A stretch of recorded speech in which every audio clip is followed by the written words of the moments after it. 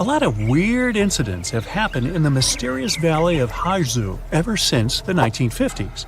People even started comparing it to the infamous Bermuda Triangle. But are they really that similar? It all started when an airplane went missing here under circumstances no one can explain yet. They searched the location back and forth, but nothing appeared to have remained of the aircraft. And guess what? No one received any SOS messages from the team on board. And to top it off, the same year, a considerable number of tourists and local residents were lost here in the valley, never to be seen again. Speaking of the Bermuda Triangle, one can link its origin story to a series of mysterious disappearances of ships and aircraft, like the one that happened in 1945, when 5 planes and 14 people on board went missing in this location while doing routine training exercises. Even a thorough investigation didn't help to establish the cause of the incident. But that wasn't the end. Between 1945 and the mid-1980s, another 25 small planes went missing while going through the Bermuda Triangle, never to be seen again. And the search parties haven't recovered a single piece of these aircraft. The Bermuda Triangle isn't the only stretch of water that has claimed ships for good. In the Pacific Ocean, near Japan, there's a tricky portion of water that has earned the nickname the Devil's Sea. The best known out of all of these disappearances is that of a fishery patrol vessel that went missing in 1953. On board were 31 crew members and scientists who were looking to investigate a recently formed volcanic island. What happened to the ship and all the people on board? We'll never know, I guess, since they never found the ship or the crew members, and there was literally no trace of them left behind. Back in 1911, a standard train was scheduled to depart from a railway station in Rome, hoping to reach the city of Milan. Needless to say, none of the 106 passengers ever made it to the destination, and no one has ever seen them again. What happened to these people and to their train? Were they really lost forever? Some people seem to believe this isn't the case. As it was completing its journey, the train was supposed to pass through a long tunnel. It did enter it, but never came out the other end of the tunnel. Nothing was left of the train, and it seemed like it literally just vanished into thin air. Only 2 of the passengers were found, but they were quite unwell at the time, and their stories did not seem to make much sense. They spoke of a dense fog that they simply jumped out of because they got so scared. 15 years later, a story spread about a group of 104 Italian people that popped up in Mexico City, claiming they had arrived by train from Rome. If that's not weird enough, the story appears to have been reported back in 1845, 66 years before the train even departed in the first place. Of course, nobody at the time actually took these people seriously. But you can't help but wonder, did they actually time travel via the Roman tunnel, or is it just another urban myth? What do you think? The Lost Colony is the story of a strange phenomenon that happened back in the late 1500s. A group of people from England had moved into a colony on Roanoke Island off the coast of present-day North Carolina. But they soon realized they didn't have enough supplies. To fix this, the colony's governor decided to head back to England to get some. He didn't manage to come back for another 3 years. When he finally did, he was astonished at what was left behind. Nothing. The entire population of the colony was gone. The only reminder of what had been there was a single word carved into a tree. To this day, nobody knows what might have happened to these people or what the carved word means. A lighthouse without an operator? You might think that can't possibly be true, but hear me out. Located in the northwestern part of Scotland are the Flannan Isles.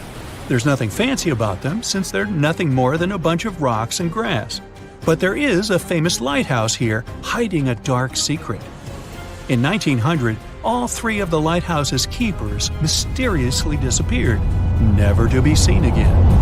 Ever since, the islands have been completely abandoned. The lighthouse became one of those with an automated system in the 1970s. No list of places where things go missing could be complete without this mysterious forest located in Transylvania, a region in Romania. And no, it has nothing to do with the famous Count Dracula, if that's what you're thinking. It's called the Hoia Forest. and it's a place that has seen quite its share of unusual phenomena. Not only do people go missing here, but others have experienced all sorts of weird noises, from female voices to whispers. Some people claim to have time traveled between the spooky trees of the Hoia Forest. They say they had literally skipped a few hours before they went back. The Yellowhead Highway is a stretch of road located in British Columbia, Canada. One section of the road has received a lot of attention throughout the years, starting with the 1960s because of some mysterious disappearances. These events have earned it the nickname Highway of Tears. There is no reasonable explanation as to why people keep going missing here. What is more striking is that most of these people were young women. This triangular area that stretches above the desert and the Sierra Nevada mountains in the state of Nevada received quite a bit of attention because of a disappearance that happened back in 2007. A record-setting sailor, aviator, and adventurer named Steve Fossett flew here in a small plane and then disappeared. They searched for Fossett intensively for months, but didn't find any traces of him or the aircraft. 1 year later, the mystery of Fossett's fate was finally solved when a hiker came across his ID cards, and later a search party found the plane's wreckage. It's one of the most visited natural resorts in the world, but Yosemite National Park carries some dark secrets of its own. Despite its beauty and abundance of wildlife, a total of 45 people went missing right here in this location. No one knows what happened to them. Hey, maybe we should ask the local bears. They might know something. There are even stories of people that disappeared from one region of the park only to pop up in a completely different location. This hasn't stopped over 3 million people that visit the park each year from wandering around this location, though. Whenever a ship happens to sink, you'd expect to at least find pieces of it on the bottom of the sea, right? Well, not if you're traveling through Lake Superior. It's located along the border of the United States and Canada, and became famous because of the great number of ships that went missing here. It may have something to do with the stormy winds, of course, but that doesn't explain why some ships simply vanish altogether, without a single piece of them ever to be found, not even at the bottom of the lake. It does gather a lot of tourists each year, though. They come here to scuba dive and see the remains of some of the ships that still lie here. The bottom of this lake even contains what's left of the notorious SS Edmund Fitzgerald. Back when it departed on June 7, 1958, it was the largest ship on North America's Great Lakes and, to this day, remains the largest ship ever to have sunk in the area. Similar to other events, the exact cause of the shipwreck remains a mystery.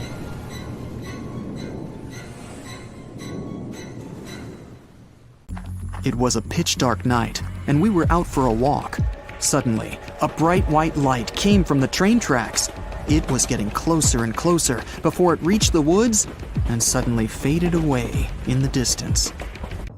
This story, told by hundreds of witnesses, sounds quite normal until you find out those train tracks have long been abandoned and torn out. The last train that could have been the source of light had departed many years ago.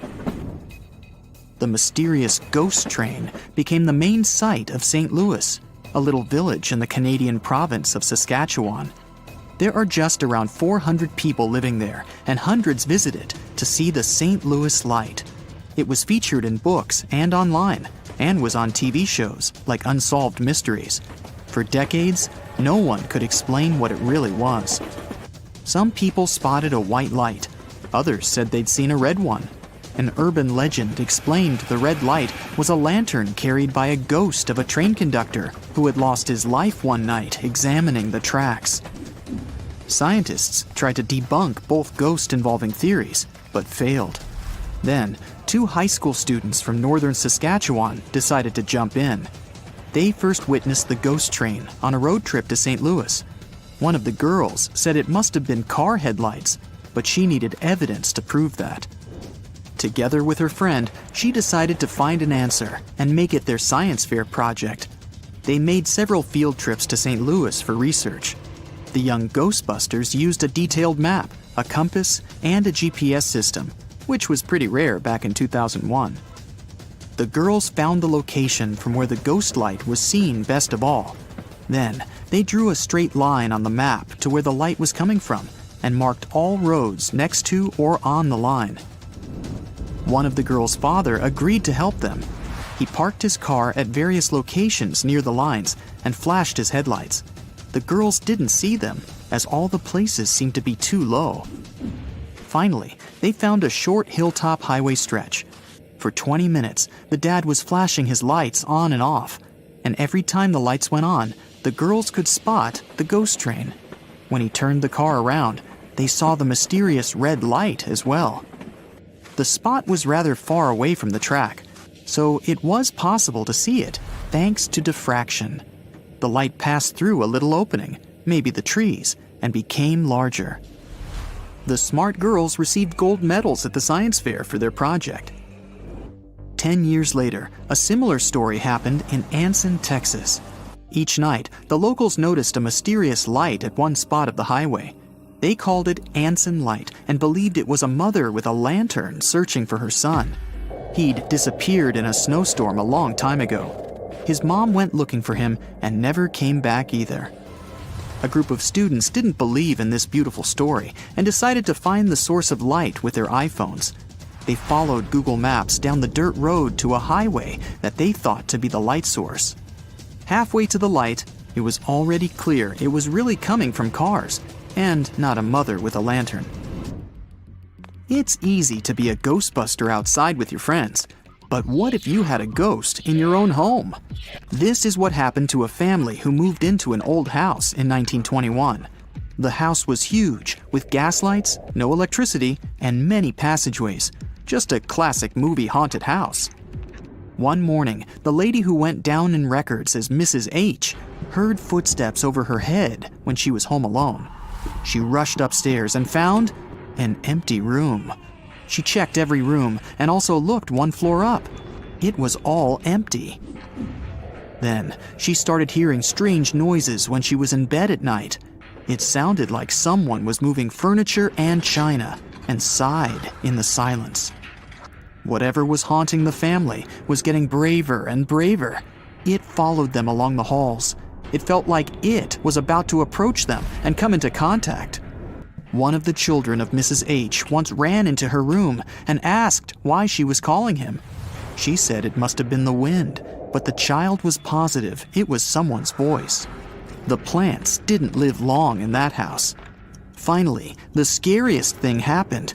Mrs. H woke up one night and clearly saw a man and a woman in her room. She had to stop it all somehow, so she asked her brother-in-law for help. He did his research and suggested it could be a carbon monoxide leak. This colorless, odorless, and tasteless gas had caused similar visions in other people. When they checked the gas, they found the gas was coming out of the furnace and into the room instead of going out through the chimney. It gave the family headaches, hallucinations, dizziness, and other unpleasant symptoms. Some ghosts leave fingerprints behind, or so says the San Antonio legend. According to it, in 1938, a school bus was driving through a rough snowstorm and got stuck on the train tracks. When the train crew saw the bus, they did their best to stop, but it was impossible to avoid the collision. No one in the bus had survived in that accident, and ever since, the ghosts of those people are protecting others from the same fate. Hundreds of people have visited the spot ever since to play with destiny.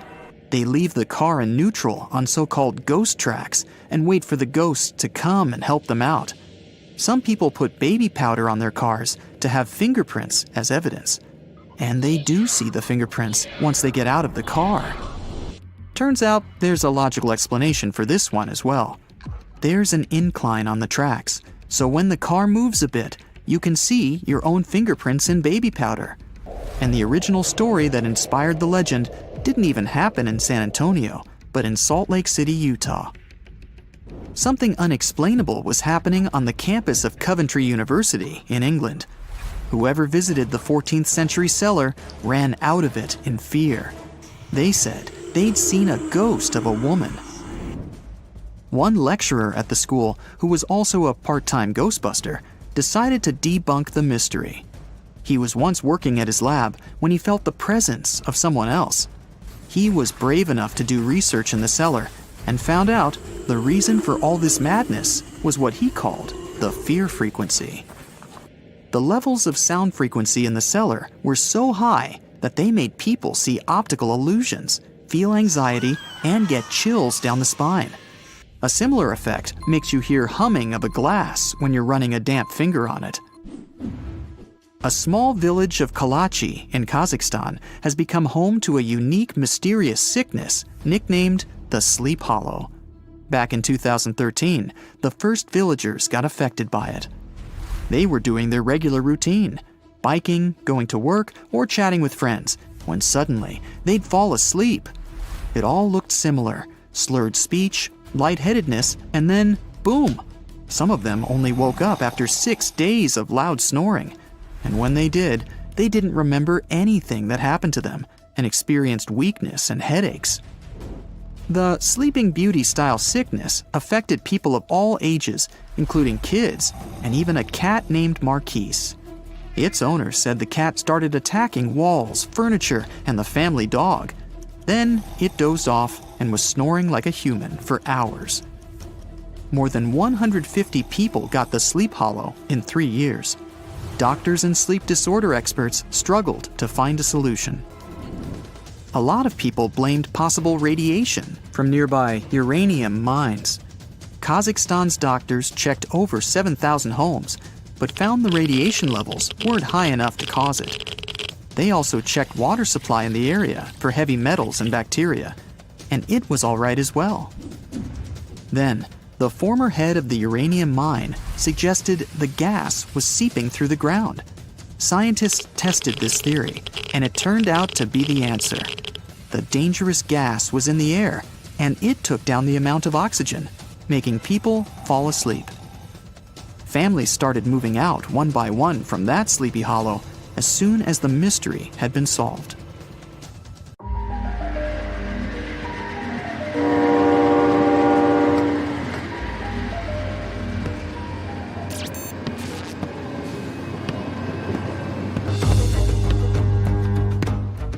How long does it normally take for a package to get to you?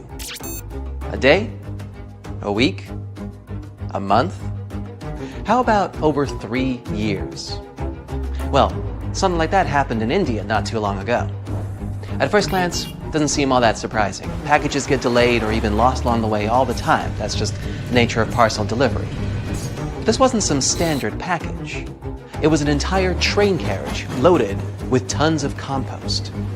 Something this massive couldn't have just disappeared and then come back. Or could it? Let's find out. And yes, along the way we're going to learn some cool things about trains. It all started in 2014 when an Indian company ordered dozens of tons of compost. All the goods were stored in 21 wagons. The train left the city of Visakhapatnam on November the 10th. Its destination was in Basti district, Uttar Pradesh, 870 miles away. So, the train left the station and the trip went smoothly. A few days later, the buyer accepted the goods. 20 wagons arrived in excellent condition, but one carriage, number 107462, was missing. Where could this wagon packed full of fertilizer have gone? Did someone steal the cargo? Did it get lost along the way?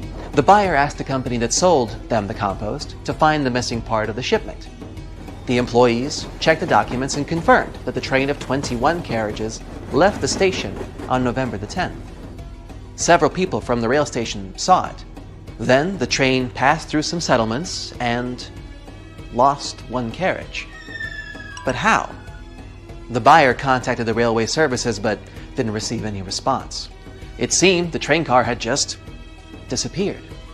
The documents indicated that all the paid goods went to the destination, which meant the buyer wouldn't get their money back. So they just lost more than $10,000. Months and years had passed, the incident eventually forgotten. But then, on July 25th, 2018, railway workers discovered an old carriage with the number 107462 on it at the station in Basti district, the original destination point. The company contacted the seller about their discovery, but they refused to accept the goods because the fertilizer had rotted long ago. They waited for the owner to come for it, but no one came, and no one reported it missing. So they towed the abandoned train car back to Basti district a few months later.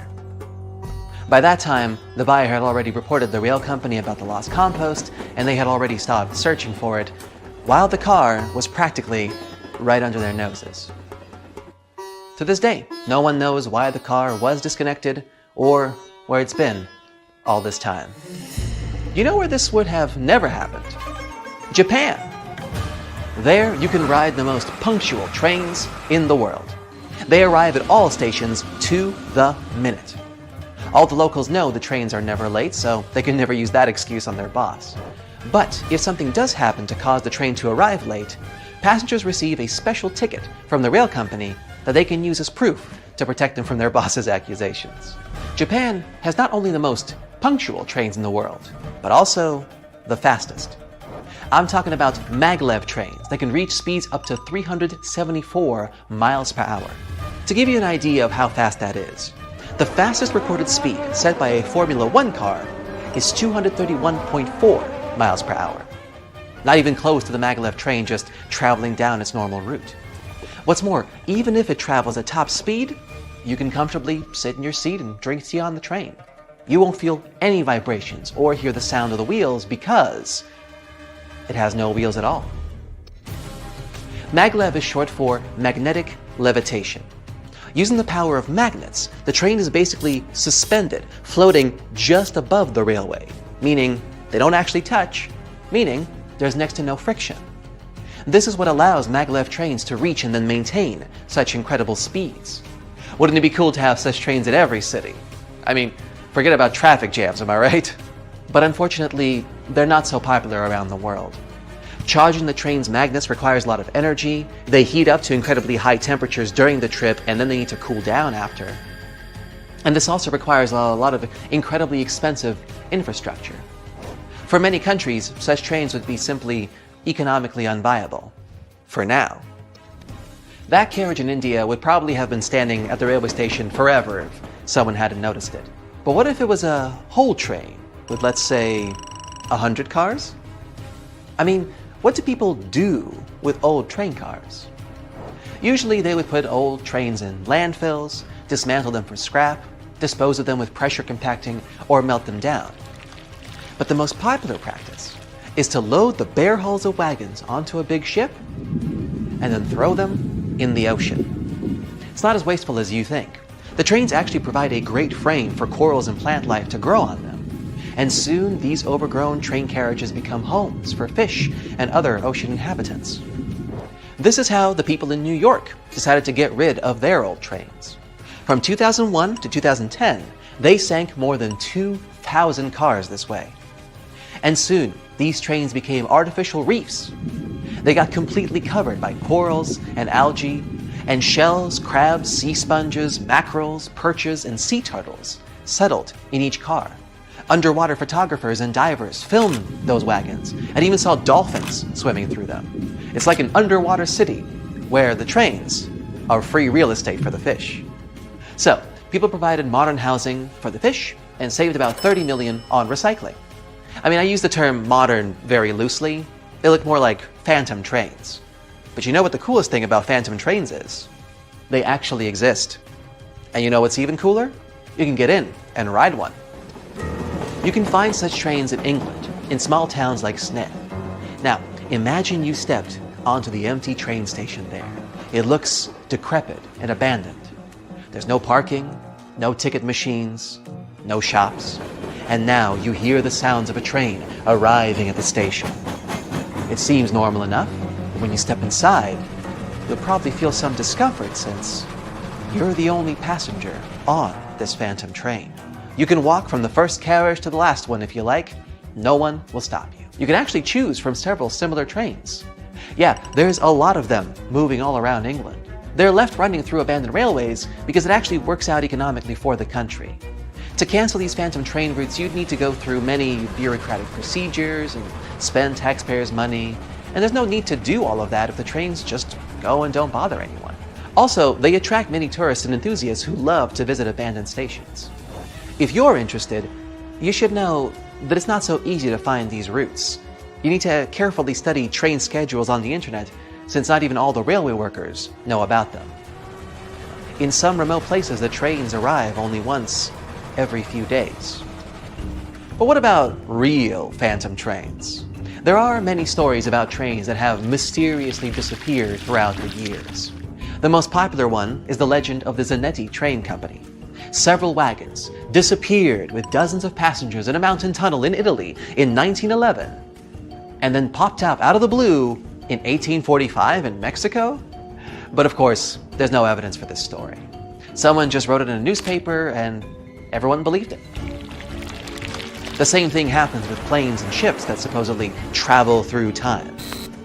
Although it's much more common for sailing vessels to become abandoned and then left to sail aimlessly on the seas for decades. There's much more documented evidence of that. But if you really saw a mysterious train arriving at an old railway through the fog in the middle of the night, would you step inside?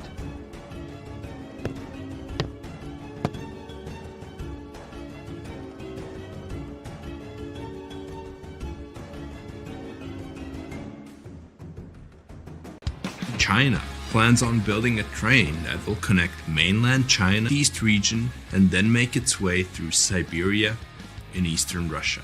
It will then go under the sea through the Bering Strait into Alaska, in the US through a 125-mile underwater tunnel. It will then flow across Canada's Yukon Mountains and British Columbia, and finally to the United States. And once there, it can connect to every major train station in America. The total distance, around 8,000 miles. This China, Russia, Canada, and US network was conceived in 2014 by a group of Chinese engineers who had a vision of a major transcontinental train track. They claim that if the project is built, then you will need just 2 days for a trip from China to America without having to go to the airport. A train ride is much smoother than a plane and offers people better opportunities to experience traveling near the ground rather than up in the air. And the trip itself can boost tourism across 4 countries. Even though a plane ride from China to the US takes just 14 hours, depending on where you're coming from, anyone will get to experience the joys of looking out of the window and seeing yourself whisk through the land. This new rail system will be 1,800 miles longer than the Trans-Siberian Railroad, which is the longest railroad in the world, and the tunnel itself will be 4 times longer than the English Channel. If the project gets the green light, then it would cost a total of $200 billion. Building on the main surface won't be so much of a hassle and won't be as challenging as one would expect. But the tunnel in the Bering Strait will require many skilled and experienced engineers to construct it. And they have already figured out how they're going to do it. It will be divided into 3 levels with 2-way traffic. The upper level will accommodate the high-speed trains, while the bottom level will be for the slow-moving cargo and passengers, while the middle level will be reserved for emergencies. The cargo train can move up to 100 million tons of cargo, which makes up 8% of the world's freight cargo between Europe. Passengers wanting to leave from Alaska to Russia and vice versa will only have to take a 20-minute high-speed train ride to their destination. The tunnel alone in the Bering Strait will cost around $35 billion. From start to finish, it could take anywhere between 12 to 15 years to complete. The project will involve many international firms and construction companies to help out with completing it. This could possibly be the most expensive project in history if funded properly. And it has to be strong enough to handle the icy waters in the Bering Strait and the strong waves around it. The China, Russia, Canada, America railway line would be the most expensive and ambitious mega project in history and would take years to complete. but according to some resources, China is confident that they have the technology necessary to do something of this scale. It will change the transportation industry forever and increase tourism across all continents. If this project is going to be built, then it would be technically possible to travel from a train station in Portugal all the way to the United States. Europe has an impressive train network that's all connected to each other. From Eastern Europe to Central Asia, you could take a train from certain countries until you end up in China. For the past 20 years, China's speedy rail network has grown incredibly.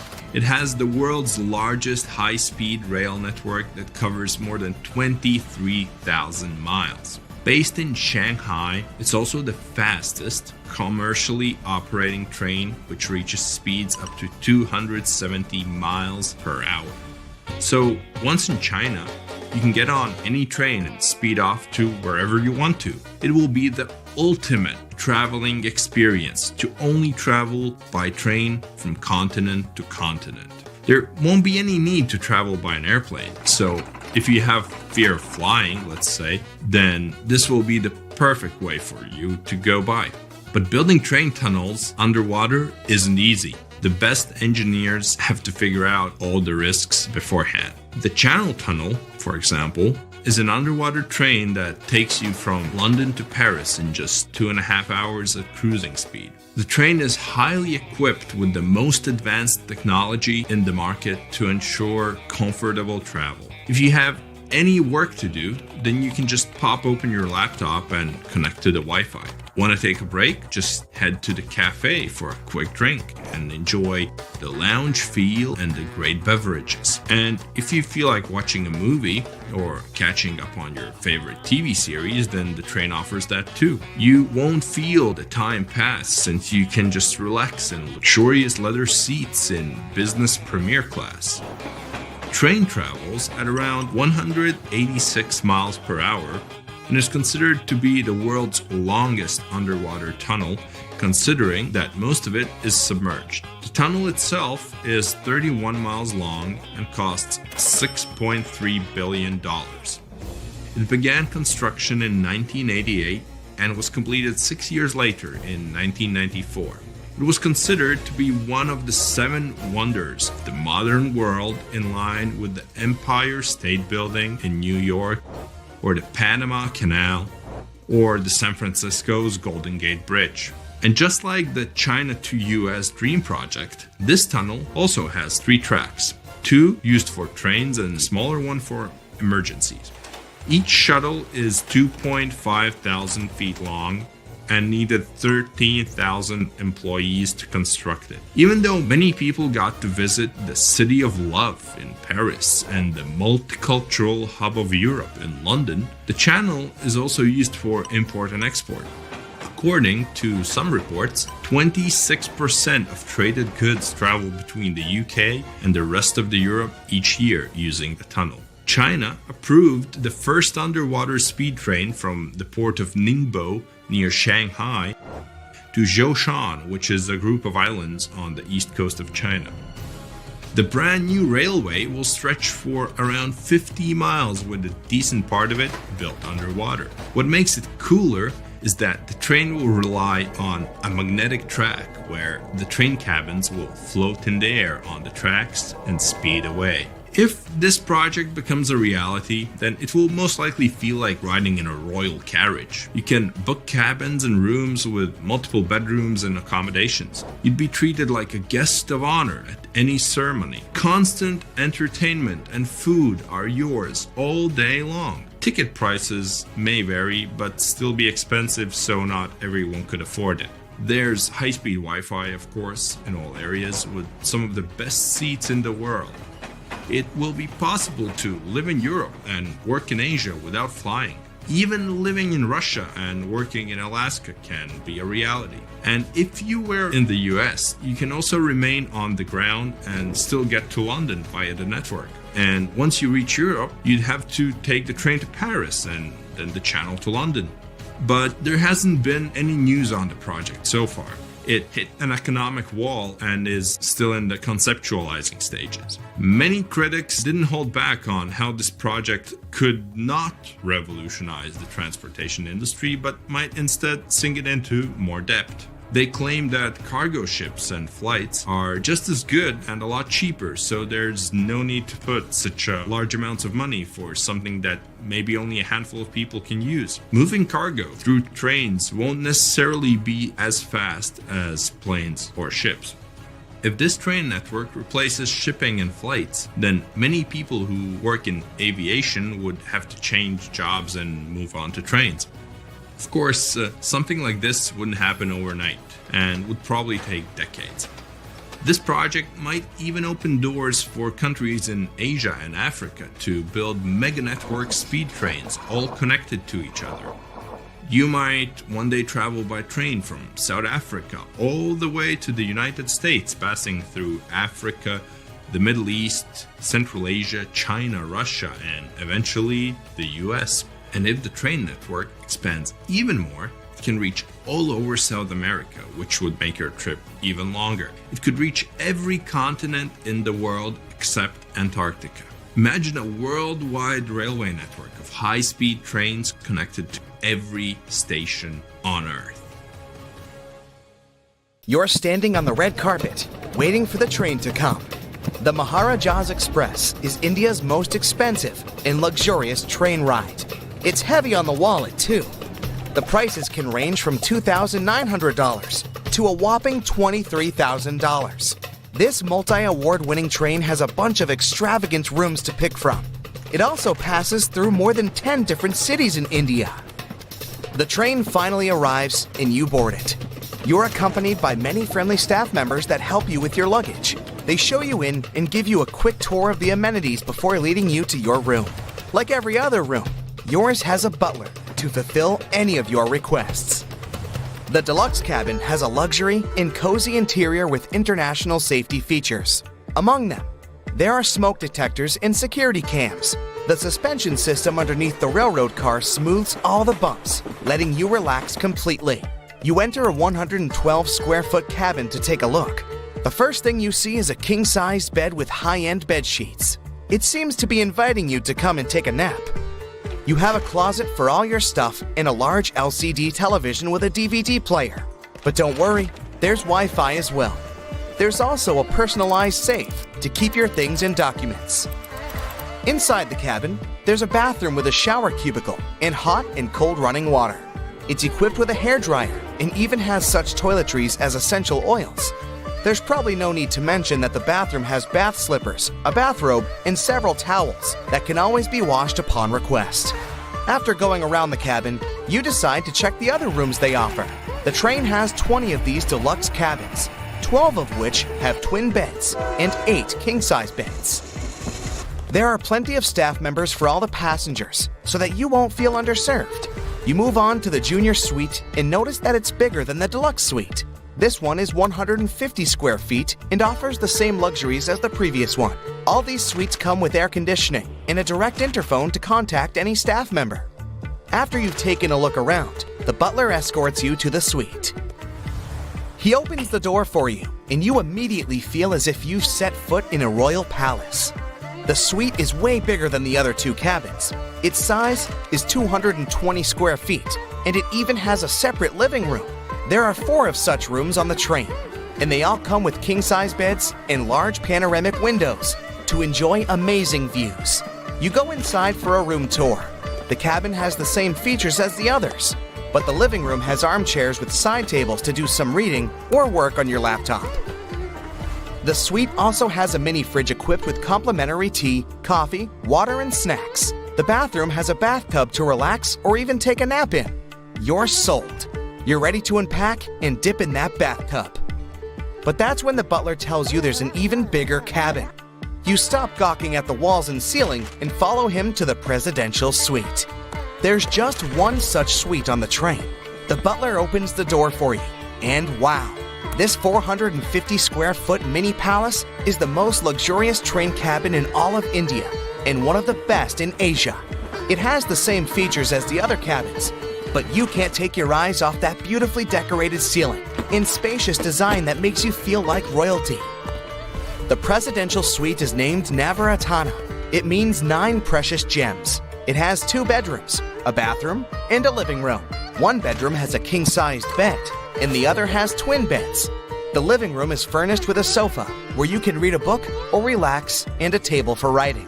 This suite comes with a personal guide and a luxury car that takes you around whenever the train makes a stop. You put your bags down and sign up for the presidential suite. It's the most expensive cabin on the train, $23,000. The train starts moving after everyone has boarded. You inform the butler that you don't want to be disturbed and ask him to remind you for breakfast at 8 a.m. For now, you lie down on your bed and look out the window at the magnificent views of India. It's 8 a.m., and the butler tells you it's time to go to the restaurant. You leave your cabin, and the staff members greet and welcome you. You walk over to one of the restaurants called Mayor Mahal, which means peacock. It's the national bird of India. You're seated by the window and given a menu. You can choose between international and Indian cuisine. The waiters are on standby, ready to offer you their services. By the way, in case an emergency happens, there's always a team of paramedics prepared to act quickly. The Maharaja's Express offers 4 unique journeys to take: the Indian Panorama, the Indian Splendor Journey, the Heritage of India, and the Treasures of India. Altogether, the trips can take you to 12 different destinations. You pick the Indian Panorama, which is a 6-night and 7-day-long tour that begins in Delhi and ends in Mumbai. After breakfast, you head back to your presidential suite and switch on a movie while eating some yummy snacks. The train leaves Delhi and arrives in Jaipur several hours later. After a quick briefing and lunch, everyone heads down to the city to do some sightseeing. The guide takes you and a bunch of other people to visit the City Palace galleries, and later, to have dinner at the Rambagh Palace Hotel. The next day, you can either opt for another tour or have a spa day at the hotel. You arrive in Ranthambore and have a tour around the national park. You come across tigers and other wild animals. After that, you take other tours, including a trip to deserted city Mughal city of Fatehpur Sikri. You head back to the train after a long day and decide to visit the lounge. The Raja Club has comfortable seats with an amazing view of the world outside. You pick a seat, order a drink, and start chatting with other passengers. You even find a fun board game to unleash your competitive side. After a while, some people go back to their cabins. The next day, you wake up in Agra, the city of the Taj Mahal. It's considered to be one of the wonders of the world. Your eyes start gleaming at the sight of it. Everyone gathers around to take pictures with a colossal white marble construction in the background. After that, you can visit more historic sites or have another spa day at the hotel. You pick the second option. It's a one-of-a-kind experience. You're almost all the way through the trip, but not before you arrive at Orca and hop on a tuk-tuk to explore the city. Then it's day 6, and you're in Varanasi and go see the Sarnath ruins, followed by a visit to the Silk Weaving Center. It's quite hot, so you take a boat ride on the magical Ganges River. You're impressed by the amazing scenery. And in the evening, you experience an exclusive vegetarian dinner at the Brij Ram Palace. You head back to the train together with everyone else. This is the last night you'll spend there before going back home the next day. You've made lots of friends and seen some of the most unique places in the world. You take part in a lavish party at the restaurant, where all the guests and staff enjoy themselves. You wake up the next day in your presidential suite, knowing you'll leave it by 3 p.m. The train is heading back to Delhi. You ask your butler to bring in some breakfast since you feel like treating yourself today. And after packing all your stuff, you head to the restaurant to have some lunch with everyone else. You arrive in Delhi with all your bags packed and ready to roll. The train stops and everyone exits. This magnificent trip has eventually come to its end. And even though it was a very expensive journey, deep inside, you know you'll be back to discover more of India. Wow, your phone falls right on the train tracks as you were trying to slip it into your pocket. You're jammed up at the entrance of the train. You look down below you and see that it's within arm's reach. But as soon as everyone's in, the door will shut and the train will be on the move. You only have a fraction of a second to decide if you want to keep your phone or pay hundreds of dollars for a new one. There are still more people flowing in, so you get out of the train to fetch your phone. From where you were standing, it looked a lot closer than now. You can't reach down with your arm, so you have no choice but to hop down the tracks. You see your phone beneath the rails. You notice all the years of accumulated trash chilling by your phone. As you reach down, a rat scurries past you and brushes itself on your finger before hiding in a dark corner. You freak out, but hear the sound of the door closing. Some people notice you. You grab your phone and climb up to the pavement, but you can't reach up. The train is fired up and begins moving. Luckily, some people pull you up in time before the train speeds away through the tunnels. Woohoo! Now, in reality, doing something like this should be the last thing on your mind. A better solution would be to inform someone in charge, or if possible, the train conductor. Dropping down on some train tracks should be an immediate red flag. The safest thing to do would be to let it go and buy a new phone. You arrive at your destination after catching a new train and are walking down the sidewalk. While you're texting, someone bumps into you, and your phone falls in a deep puddle of water right on the street. Every second counts when it comes to water on electronics, so without hesitating, you dip your hand in the murky street water and pull out your phone. When inspecting it, you realize that it's still on. But don't be celebrating just yet. It doesn't mean it'll last. You need to turn off your phone immediately after it drops in the water. You move to an uncrowded spot and try to disassemble it to dry each part on its own. Depending on your phone, you can either remove the back cover and battery, or if that's not possible, take out the cover and screen protector if you have them. You grab a towel and immediately start drying it.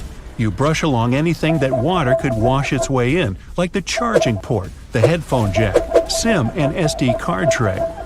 Never ever use a hairdryer to heat it till it dries up manually. Your phone won't love this, and it will continue to break your gadget faster. You could also try out the old trick of placing your phone in uncooked rice. First, you have to go through the same process of drying it up, and only then dunk it in rice, covering it from all sides. Even though the rice absorbs the water, it won't be able to get all the moisture in the tiny nooks and crannies of your phone. Plus, you might be walking out with a rice-covered phone. That's why silica gel is a better option if you happen to have some from the pockets of new clothes or shoes. It does a better job at absorbing moisture and keeping things dry. After drying it up, you turn on your phone again and it works as if nothing happened. You continue walking, but this time your phone is safe in your pocket. You arrive home and check your phone for notifications, but notice that your emails are piling up from unusual accounts that look fishy. As you try to open them, your phone crashes and freezes multiple times before many pop-up ads flash on the screen. You try to get rid of them, but there are just too many, and some social media apps open up randomly without you clicking on them. You check your call and message logs and notice some weird history that you don't remember. Your battery jumps from 60% to 30% in a matter of minutes just when you take it out of the charger. One of the first things you gotta do is download some software to get rid of the malware. Because of it, anyone can quickly get into your phone and look through your banking details and social media accounts. Never download any apps that don't seem trustworthy. Checking out reviews and ratings can usually indicate if the app is safe. Having a complex password is always a good idea for phones and laptops. Adding capital letters and symbol characters always decreases the risk of having malware. Basic numbers like 1234 or your dog's birthday are guessable and leave your phone vulnerable. It also helps to have different passwords for different accounts. Clearing your internet history and cache is a simple way to protect your phone, since it doesn't leave any traces for anyone to get in through browsers and searches. You freak out and take your phone to get it repaired. Then, once it is, you feel like you just bought a new device fresh from the box. But as you head home and climb up the stairs to your apartment, your phone slips out of your pocket and falls 4 flights of stairs, cracking the screen and chipping little tiny pieces. You are now officially a Butterfingers. You quickly head down and see something resembling what used to be your phone. The phone may seem unresponsive at first, but you don't know if its hardware or software was damaged. If the touchscreen doesn't work, you can plug in a mouse where the charging port is and click on some apps to see if it works. At least all your data didn't go to waste. If the screen is completely broken and you can see the insides of your phone, try plugging it into a laptop and see if it reads the phone. That's if your charging ports are still working. You find out that the software wasn't damaged, so you take it back to the repair shop where the store owner, who you now know on a first-name basis, goes to work again. And after a couple of days, you finally get it back good as new. You get a cab and head to work. You're running late and quickly get to the office. But as you check your pockets, you realize you left your phone in the cab. Are we surprised? You try calling it with your colleague's phone, but no one answers it. Any iOS and Android device has its own security system for locking your phone remotely. As soon as you access it through another device linked to all of your accounts, you can delete everything. Make sure to have the app on before losing it. After that, call your cellular provider and report and have them deactivate your line. You don't want anyone else using all your credit, which will be eaten up from your bank account. Call your bank and ask if any purchases have been made under your name. It's also best to cancel and freeze your accounts at this point. A phone serial number is key to knowing where your phone is in case it's gone missing. If you ever find it halfway across the world on some remote island, identifying the serial number would be the first step to getting it back. As soon as you download the security apps, leave them on. They consume more battery in the background, but safety should always be a priority if you're moving around a lot. Back up your info as often as you can, or turn on automatic backups. You don't want to see all the data you've been collecting over the years vanish. Suddenly, you get a call from you. You pick up and find out that the cab driver finished work and went to clean his car and discovered your phone on the floor of his vehicle. You're relieved, and he says he'll bring it right over to you. As soon as you get your phone back, you put it in a safe place where nobody would ever guess where it was, even you.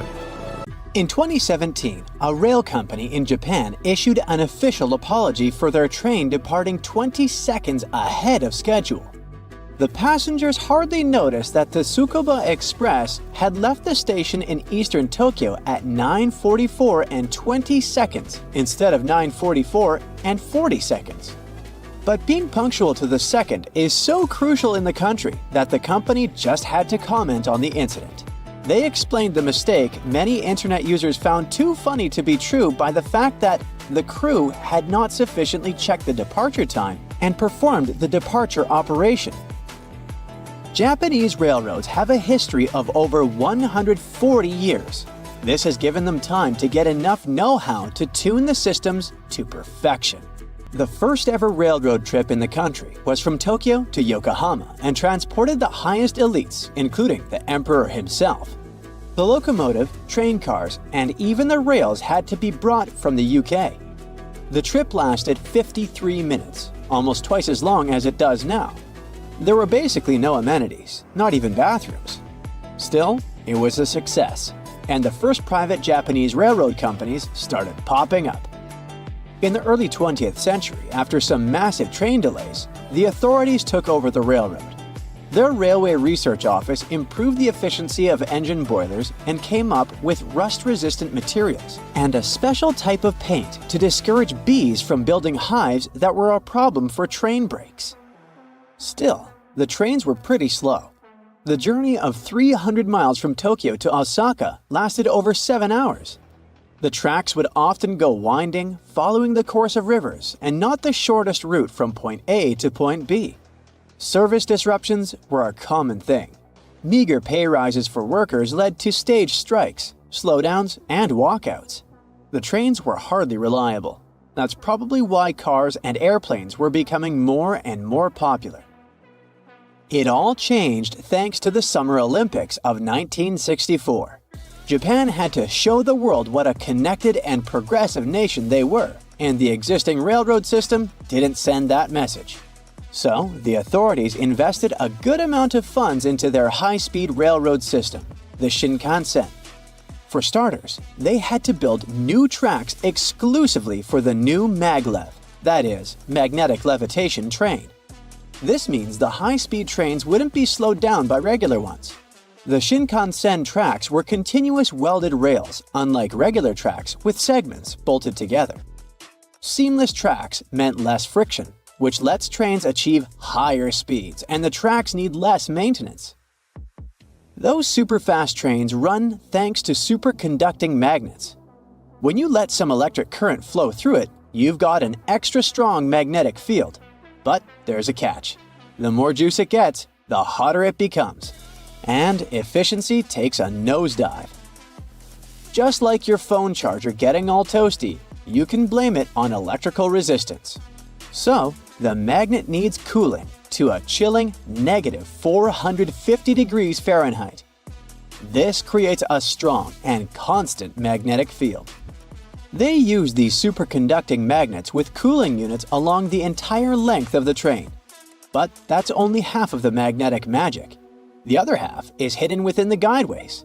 The guideway magnets are shaped like O's and alternate between north and south poles. They align with the magnets on the train. When their polarities match, the magnets repel each other. This generates a forward force that sets the train in motion. By altering the polarity of the magnets inside the train, we can control the speed. The more frequently the polarity changes, the faster the train goes. Today, Japan's largest railway company transports an average of 14 million passengers per day. The average delay for a high-speed Shinkansen train is around 20 seconds, and they're still working on reducing this number to 0. The reason for this isn't just the technical perfection of the trains and tracks, but also the Japanese mentality. Collective rules and the good of the whole society are incredibly important to the local people. They respect order and discipline to minimize any uncertainty about their future. Since Japan is located in a zone where earthquakes are frequent, these two values are literally lifesavers. For Japanese railway workers, it's a priority to work well. Conductors, train drivers, and station staff work as one team and still rely on human interaction in many ways. They have a whole system of physical gestures and voice calls they use while on duty. It's called pointing and calling, and it helps reduce mistakes during work by up to 85%. So they don't just perform their duties perfectly, but also point at it and announce what they're doing to avoid any mistakes. A train driver doing a speed check will point at the display and say, "Speed check 80." A station attendant will point down the track and sweep their arm along the platform to make sure there are no fallen passengers or bags that might get caught hanging from the train's closed door before departure. Staff training is quite rigid and brings the best results. All high-speed train drivers know how to get the train to the station within 5 seconds of scheduled arrival and stop within 3 feet of the assigned stop location. When it arrives in Tokyo, the train has only 12 minutes before moving in the opposite direction. 2 minutes are for the passengers to disembark, and 3 minutes are for the new passengers to settle in. So, the cleaning crew only has 7 minutes to do their job. One person takes care of a car with around 100 seats, and they manage to leave it pristinely clean. Teamwork at its best. If speed isn't your thing, you might enjoy the Glacier Express more than those ultra-fast Japanese trains. It's unofficially the slowest express train in the world and covers a distance of 180 miles in 8 hours. The journey goes through the breathtaking Swiss Alps and across almost 300 bridges. You will see mountain forests, alpine meadows, mountain brooks and streams, the arches of a famous viaduct, lakes, glaciers, and peaks. The Cambodian railroads used to have a fun feature. Passengers had to disassemble and put the train back together. Bamboo trains named noris transported around a dozen passengers, livestock, and other goods between small villages. A nori consisted of a single queen-sized bed platform and a lawnmower or boat engine that let it speed up to 25 miles per hour. When 2 noris met on the only line, the lighter one would stop and the drivers and passengers disassembled it and let the bigger one pass. Then they put it back together, all in less than a minute. Now, you can only find a nori as a tourist attraction as Cambodia has moved towards more effective trains. If you have around $5,000 to spend on a 4-day cruise around the sights of India, then the Maharaja's Express luxury train is something for you. This moving palace travels across northwest and central India and goes through most of the major tourist spots of the country. It consists of 23 cars, including accommodation, dining, bar, lounge, generator, and store cars. The presidential suite occupies the entire train car, but it's slightly more expensive, almost 3 times than the cheapest option. The most dangerous railroad in Japan, and probably the whole world, runs along the foothills of Mount Aso, the biggest active volcano in the country. You never know when it's going to wake up next, so once you buy a train ticket here, it could come with a bonus of front row seats for a spectacular natural show. You can see lava rivers and a steaming volcano top from the comfort of your seat. A part of the route passes across a high iron bridge, which is narrow and doesn't have a fence. It feels like one wrong move and the train will end up in the abyss. Would you take that risk? Let me know in the comments below. Dunes, scorching sun, hot sand. No, not the Antarctic. A long train is rushing at great speed. The railway crosses the entire desert. It looks like a scene from a post-apocalyptic movie, but this is a real road. The Gulf Cooperation Council is a composition of several of the richest countries in the Middle East. They have teamed up to create a railway about 1,200 miles long to connect all the countries in this region. The most important part of the project is a 750-mile road for freight and passenger trains. The section runs from the Gulf of Oman to the Persian Gulf through the United Arab Emirates. The cost of this railroad is about $11 billion, while the entire project cost about $100 to $250 billion. The train rushing through the desert can help both the economic development of the region and the environment. By the middle of 2021, more than 30 million tons of granular sulfur were transported via the road.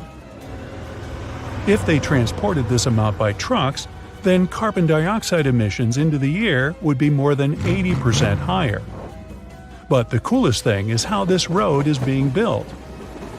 In theory, it's much easier to lay a railway through the desert. If you build it in another place, you will encounter many difficulties. For example, there's a river or a lake in the path of the road under construction. In this case, you need to build a bridge or shift the riverbed. Also, the road can pass through forests, swamps, or jungles. A lot of money should be spent on clearing the path. And what if a railway faces a mountain? A lot of explosive and land works can solve the problem. The train will pass through the resulting tunnel. But you risk breaking the stability of the entire mountain range. A huge rock can fall and block the tunnel. Clearing the path involves a lot of problems, but if you're in the desert, then all this can be avoided. There are no forests, rivers, and lakes. There is, in fact, a huge flat area.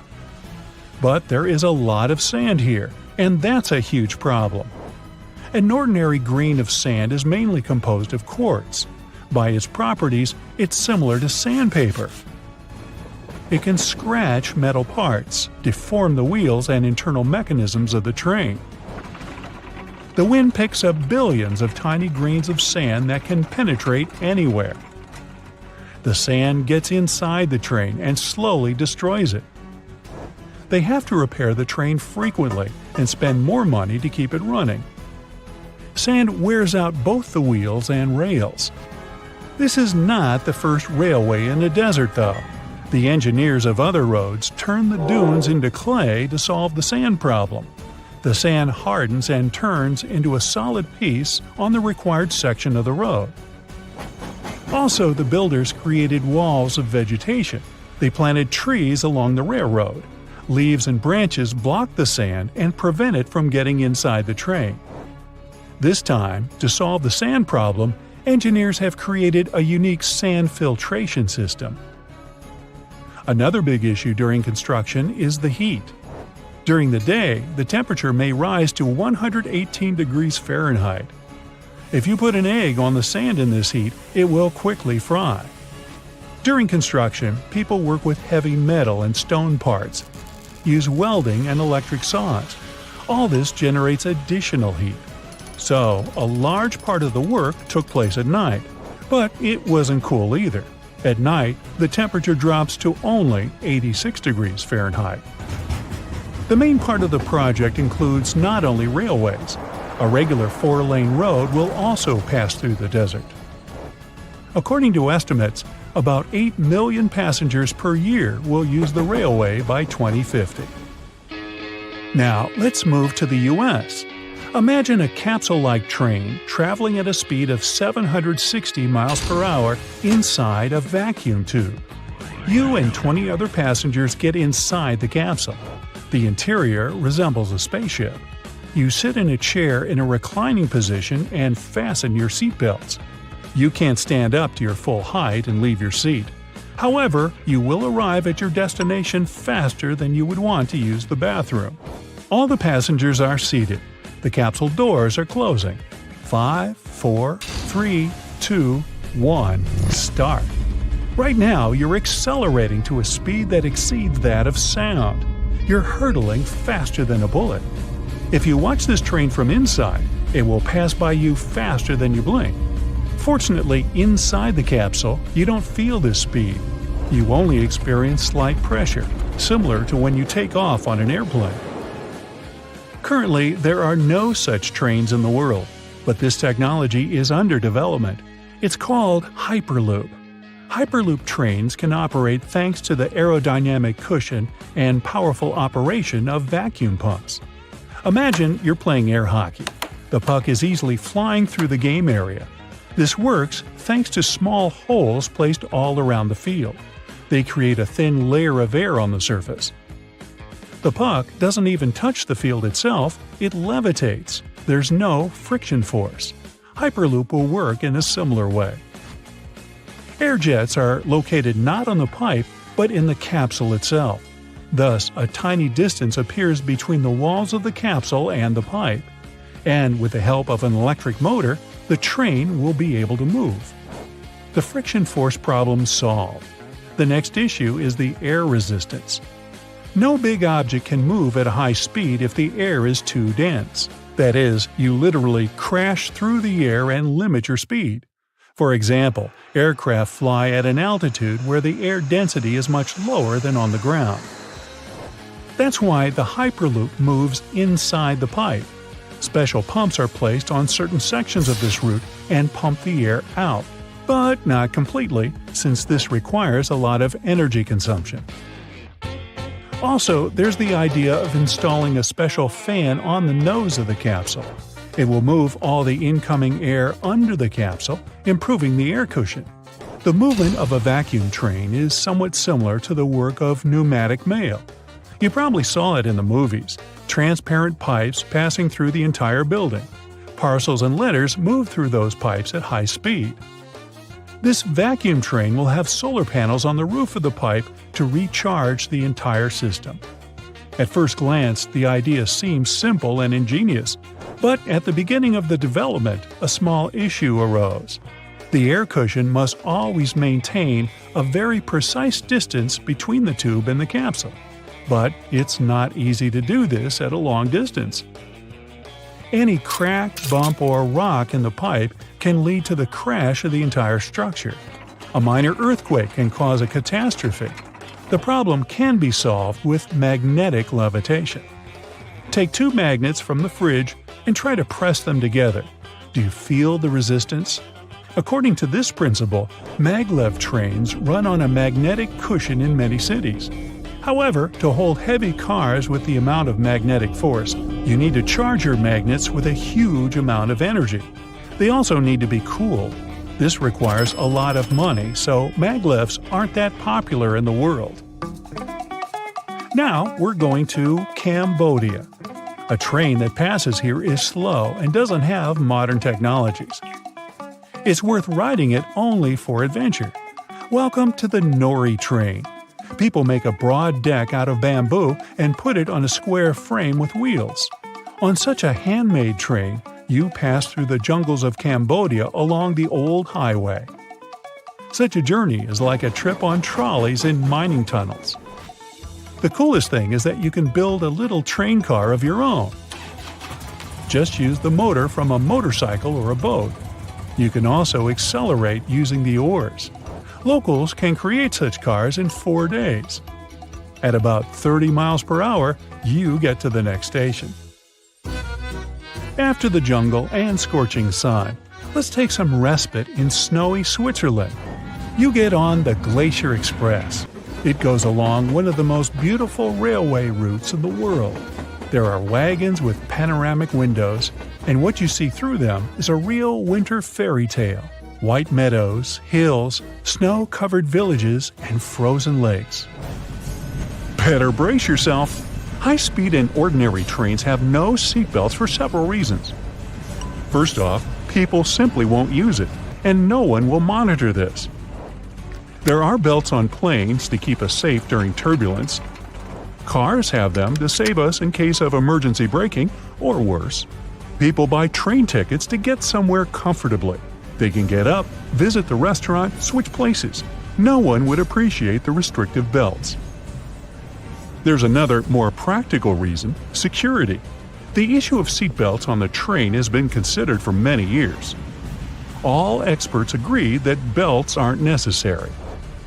Imagine a train filled with crash test dummies. See, that's me over there. Now, some of them are in their seats fixed with seatbelts. Other mannequins are standing or walking around the cabin, and the train crashes. Unfastened dummies are flying up and hitting sitting passengers. This increases the number of injuries. Now picture 2 high-speed trains were going to derail, one of them with dummies in their seatbelts fastened, and another one with dummies sitting free. In the first train, the dummies get much more damage from the belts, and this is because the main danger in a train accident is the invasion of foreign objects into the cabin. The train falls on its side. At this moment, a log or a piece of iron gets inside through the window and pushes a dummy away.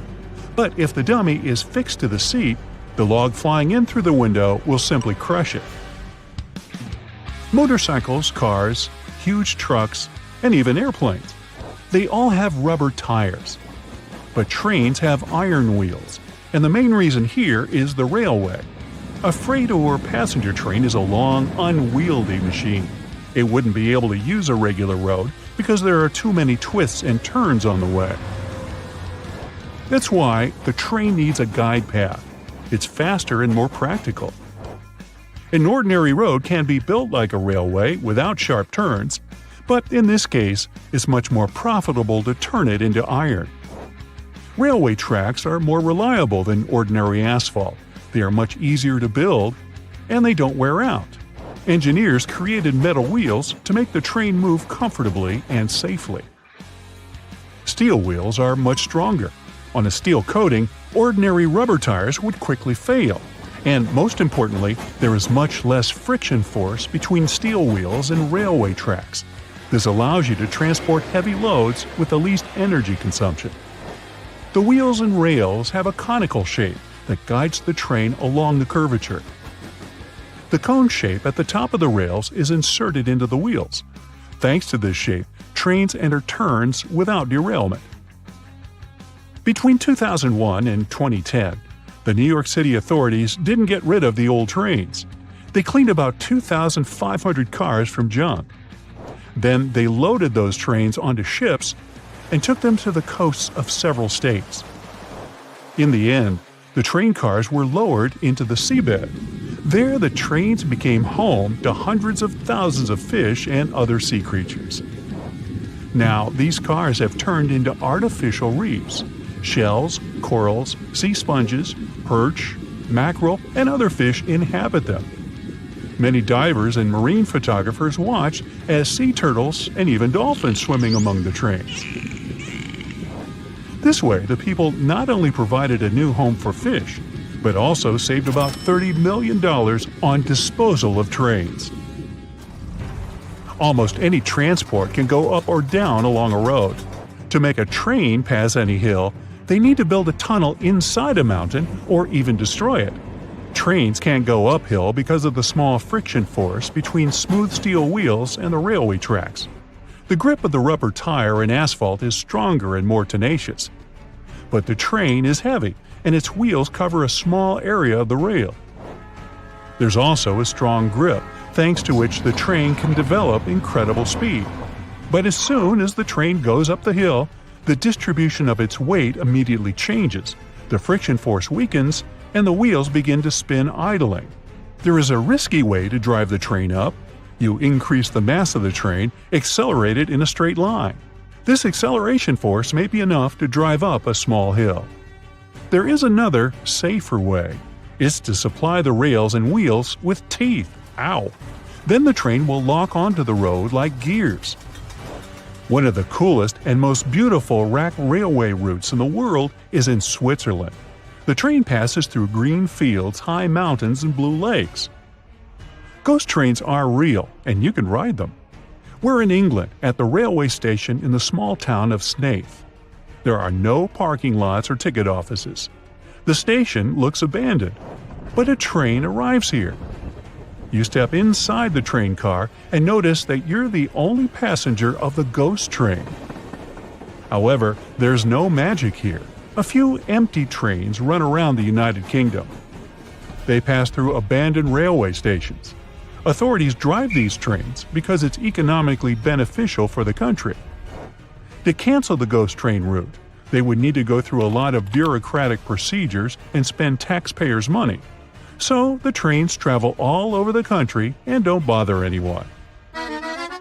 There's a unique railway complex in Stockholm, Sweden. About 250,000 people pass through Stockholm Central Station every day. Each person releases heat. This heat is collected by heat exchangers in the central station's ventilation system. Then, this energy is converted into hot water. After that, the water is pumped into the heating system of the buildings around the city. This is an eco-friendly way of extracting energy that helps reduce energy costs by 25%. And that's not just a bunch of hot air. Japan has some of the most punctual trains in the world. They arrive at stations to the minute. And if the train was late for some reason, station staff can get you a special key delay certificate, which you can present at work as a valid reason for being late. Train conductors, drivers, and station staff use a special pointing and calling system of physical gestures and vocal calls to avoid any errors. The passengers are super disciplined as well, which helps speed up the boarding process at each station. Japan also has the fastest train in the world. Maglev develops a speed of 374 miles per hour. This is almost 1.5 times faster than a Formula One racing car. Unlike other trains, it has no wheels. This train uses a magnetic cushion. It's necessary to charge this magnet with huge energy to hold heavy wagons by magnetic force. Then it also needs to be cooled. This requires a lot of costs, so maglevs are not very popular in the world. You're traveling by train and hear the wheels banging against the tracks, but suddenly the train rises and gains altitude. None of the passengers scream in panic because this is a regular thing now. Well, maybe not yet, but it might become our reality anytime soon. Aka Technologies Company is developing such a project. Their goal is to reduce travel time and make trips more comfortable. To travel today, you need to get to the airport, spend a few hours there at the check-in and security check. And only after that can you board the plane. When the plane lands, you need to go through standard airport procedures again and then get to the city. Only after this, your trip is over. It means you use at least 3 different types of transport. But with Link and Fly from Aka Technologies, you can get to your destination without any transfers. This is a train the size of an Airbus A320. It's as long as 4 school buses and can hold about 162 passengers. Since it's a train, it can run on the subway tracks right to the city center. So when you begin a trip, you just need to get to the nearest subway station. Once you're on the train, it takes you to the nearest airport, and there, the fun part begins. The train makes a quick stop to get the wings and jet engines attached. So now, your train has a wingspan as wide as a soccer field. The engines start, the train accelerates and takes off. After the flying train lands, the wings get detached again. and you're on your way downtown and your destination with no transfers, without having to wait for a cab. And again, you can get off at any subway station. Transformer planes that can drive around the city are the distant future. For now, this company is developing a simpler solution to reduce airport overloads. Instead of having a plane parked right next to the gate, passengers will board the plane's fuselage right inside the airport's building. The fuselage will then pull out onto the runway, and the wings with the engines, as well as the cockpit with the pilots, will be attached. Here you go. The plane is ready for takeoff. This system will make boarding and takeoff 30 minutes faster than before. The company plans to make different types of removable fuselages. For short flights, they will have a capacity of about 160 people. There will be double-deck cabins for long-haul and higher capacity flights. VIP cabins can be customized like a private jet. And if all the seats are removed, the cabin can be used as a cargo plane. Link and Fly has a special safety system in case the cabin separates from the wings during the flight. 3 parachutes at the front and 3 at the back of the cabin will deploy automatically. There are also braking rockets that can help to quickly reduce the speed. This way, the fuselage will descend slowly and safely. A few seconds before touching the ground, the cabin will launch airbags attached to the bottom of the fuselage for the softest possible landing. Another option for traveling faster is the Airbus Pop-Up. It's a kind of taxi that can travel by road and by air. In the future, you can simply order such a cab from your tablet, phone, or even smart glasses and wait for the vehicle to arrive. The car itself consists of a passenger pod half the size of a modern sedan. It can hold 2 people and has a futuristic design and interface. The second part is the ground module. It's the chassis and wheels for driving on conventional roads. You get into the pod, and after that, artificial intelligence does all the work for you. It steers the car safely and takes you to your destination. When you get out of the cab, the pod with the ground module is sent to the nearest charging station. For convenience, charging stations will be located throughout the city, so you won't have to wait long for a cab. But if your destination is far away, a more interesting ride awaits you. Like in the first case, you get into a pod on wheels. The ground module takes you to the nearest takeoff site. There, the capsule gets attached to the air module. This thing looks like a giant drone. It hooks the passenger capsule and flies up, separating the pod from the ground module. Now, it's a flying cab. You can enjoy the beauty of the city from above. When you land on a special platform, the pod reconnects with the ground module, and you proceed to your destination, while the air module charges for the next trip. Rockets might be another revolution in long-distance travel. For now, we use them to fly into space, but in the future, they might completely replace airplanes. Let's say you're going from New York to Shanghai, which is on the other side of the planet. The launching pad of the rocket can be on the water, somewhere in Lower Bay. You board a ferry that will take you to the rocket. Once you reach it, you take your seat along with the other passengers. Countdown. Ignition. The rocket takes off and reaches space. It's now traveling at about 16,800 miles per hour. When in orbit, the launch vehicle undocks from the passenger rocket and heads back to the landing station. There, it will be refueled and prepared for the next launch. At this time, the rocket with the passengers will use its own engine to fly around Earth. It re-enters the atmosphere and lands on a platform on the water near Shanghai. This flight takes only 39 minutes compared to the 15 hours a conventional airplane needs. But there's a downside to such trips. A rocket makes a lot more noise, so landing platforms have to be far away from the cities. This will increase travel time. The other problem is G-force. Standing on the ground, you feel 1 G. When you take off in a normal airplane, you feel about 1.5 G.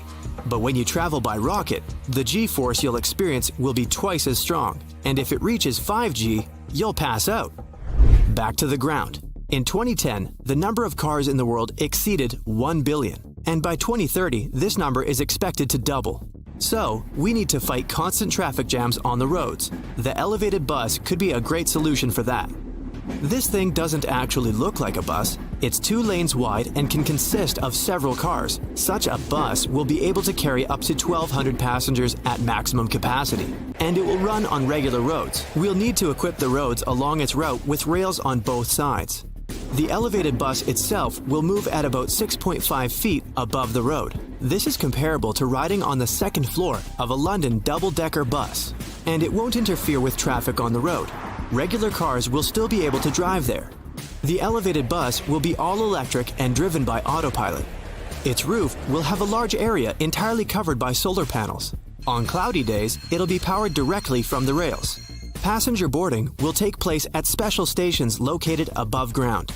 For emergencies, there will be an inflatable ramp light in the middle of the bus. This way, passengers will be able to leave the bus safely. Some concepts of such a bus even suggest that the racks with the wheels should be able to rise, for example, to bypass an obstacle. If some car breaks down right in the way of the elevated bus, it'll lift one wheel rack, move forward, and lower the wheels back onto the rails. Then it'll do the same with the rear rack. This way, the bus will be able to move around the city at about 37 miles per hour. It's faster than driving in a traffic jam. Another option to avoid traffic is tunnels. You would be able to travel through them in your own car. A hypothetical tunnel system under large cities would have multiple entry points. You'd drive your car onto a special platform, and the platform would then be lowered down. It would accelerate in the tunnel to 124 miles per hour. You'd be able to get to the other end of the city in just a few minutes.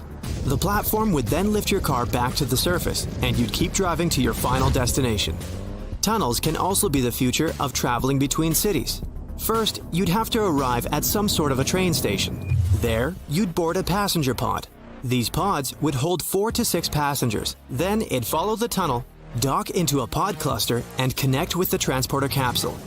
Special pumps would suck the air out of the tunnel, and the transporter capsule would move in an almost complete vacuum. Theoretically, this train would be able to reach speeds that are faster than those of commercial airplanes, and even faster than the speed of sound. So you could get from New York City to Los Angeles in 3.5 hours, compared to 6 hours by a conventional airplane. After reaching its destination, the transporter capsule would open and the passenger pods would arrive at the station. In the future, these pods would be able to travel even on conventional roads. So you just need to order such a passenger pod to your home, just like a cab. This way, you'd have the opportunity to cross the United States from coast to coast without any transfers.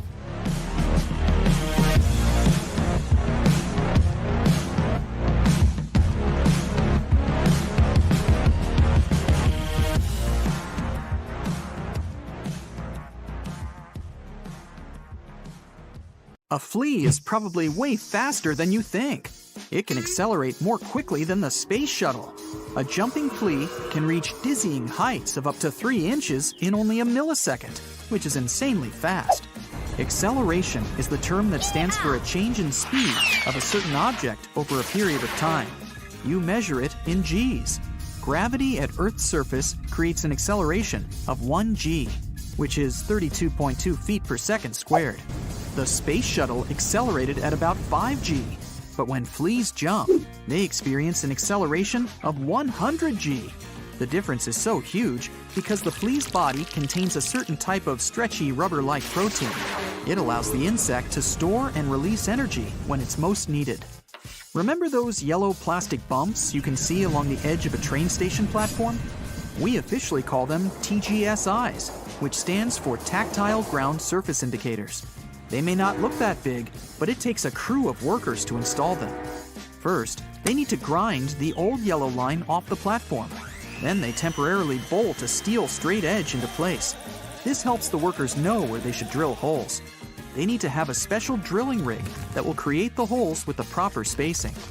Once they complete all the holes, a curious-looking grid appears on the ground. Then the workers start hammering in plastic dimples, one by one.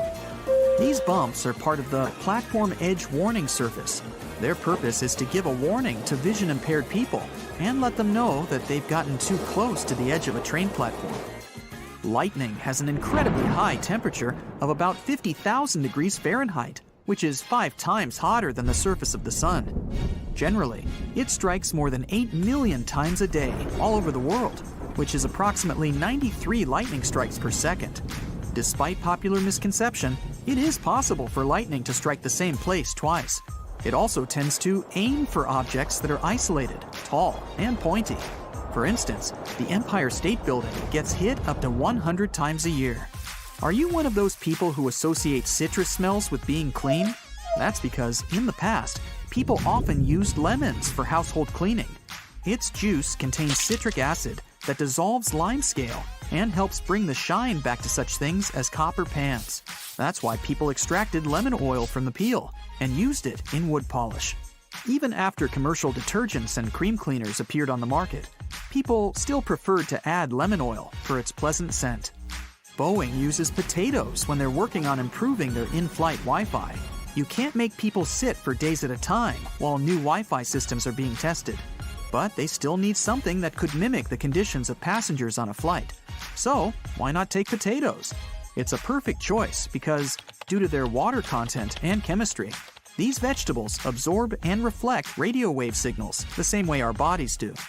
You may see lily pads as pretty delicate things that float peacefully on the surface of the water, like leaves. It's hard to believe that such a leaf can support a weight of 70 pounds. It's as much as a large dog, like the Bergamasco sheepdog or Bernese mountain dog, weighs. But if you want a lily pad to hold this weight, you need to distribute it evenly across the surface of the leaf. For example, by placing a sheet of plywood on top of the lily pad. Even a single T-Rex seems rather scary, right? Now, picture 2.5 billion of these fierce dino kings wandering around different locations all over Earth. Scientists believe that's how many of them probably roamed our planet in total. But they didn't all exist at the same time. There have been more than 127,000 generations of these dinosaurs over a couple of million years. Still scary, though. The moon is very far away from us. Mars, Saturn, and Jupiter are even farther. The solar system is huge. Our home Milky Way galaxy is even bigger. And don't forget that there are many other galaxies out there that we'll probably never find, even though scientists keep discovering new space objects all the time. But only 5% of the universe is visible. This visible part includes planets, moons, stars, galaxies, and other space bodies. We can't see the rest of it and have no idea what it might look like. A huge part of the universe, more than 70%, consists of dark energy. Dark matter makes up 25%, but that's something people can't detect. Dark matter doesn't interact with ordinary matter. It's also invisible and doesn't emit light or any form of electromagnetic radiation. But scientists believe it exists because of some unusual gravitational effects galaxies and galaxy clusters experience. For example, according to the laws of physics, stars located at the edge of a spinning spiral galaxy are supposed to orbit way more slowly than those that are close to the galactic center. The center of a galaxy is a spot where the largest amount of visible matter is concentrated. But stars travel at approximately the same speed, regardless of their location in the galactic disk. And this only makes sense if you assume that the stars at the edge of a galaxy are under the gravitational effects of some unseen mass. This mass might be hiding in a halo surrounding the galaxy. Did you know people can produce venom? Well, obviously not at the moment, but technically, that's something humans could do. All reptiles and mammals are capable of doing that. We mostly see this ability in such creatures as snakes, spiders, or slow lorises, which are the only venomous species of primates we know about. Biologists have found a shared genetic past between venom and saliva, which means that venomous reptiles and mammals have a distant common ancestor. Saliva glands are like empty bowls, while venom glands are those same bowls filled with venom. We're not missing some special mechanisms or genes. We don't have special proteins that could help us fill those bowls. It means that anyone and anything that has salivary glands could potentially become venomous, from mice all the way up to people. There's a reason we all enjoy the smell of rain. This smell even has a special name, petrichor. Water doesn't have any particular smell, but when it rains, the air gets filled with a pleasant aroma. This happens because of special molecules, geosmin, soil-dwelling bacteria create. So you look outside and notice that it's raining. At this moment, small air pockets are forming. They contain tiny amounts of these molecules. The rain first traps and then releases such air pockets. By doing this, it sends these molecules into the air. Then they travel all over the place and produce that trademark rain smell. By the way, rain isn't always droplets of water. It can actually rain fish, frogs, or some other odd things you wouldn't expect to be falling from the sky. Such cases are rare, but they do happen, especially during powerful thunderstorms. Tornado winds can be so powerful that they will propel objects and animals high into the air. And eventually, they all have to go down. One small town in Australia reported hundreds of fish falling from the sky back in 2010. There are planets out there that don't have regular rains either.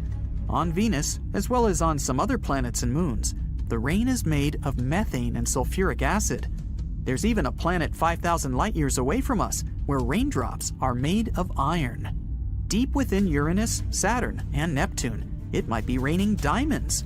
It's hard to prove it because the outer planets of our solar system are really difficult to study. But scientists assume that extreme pressure on these planets might crystallize carbon atoms, turning them into diamonds. They go so far as to believe that 2.2 million pounds of diamonds might form on Saturn every year.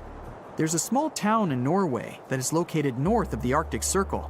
There, the sun doesn't set at all in the period between May 18th and July 26th. That's why the inhabitants of the place want to eliminate the entire concept of time. During that period, it's always light outside, and people act accordingly.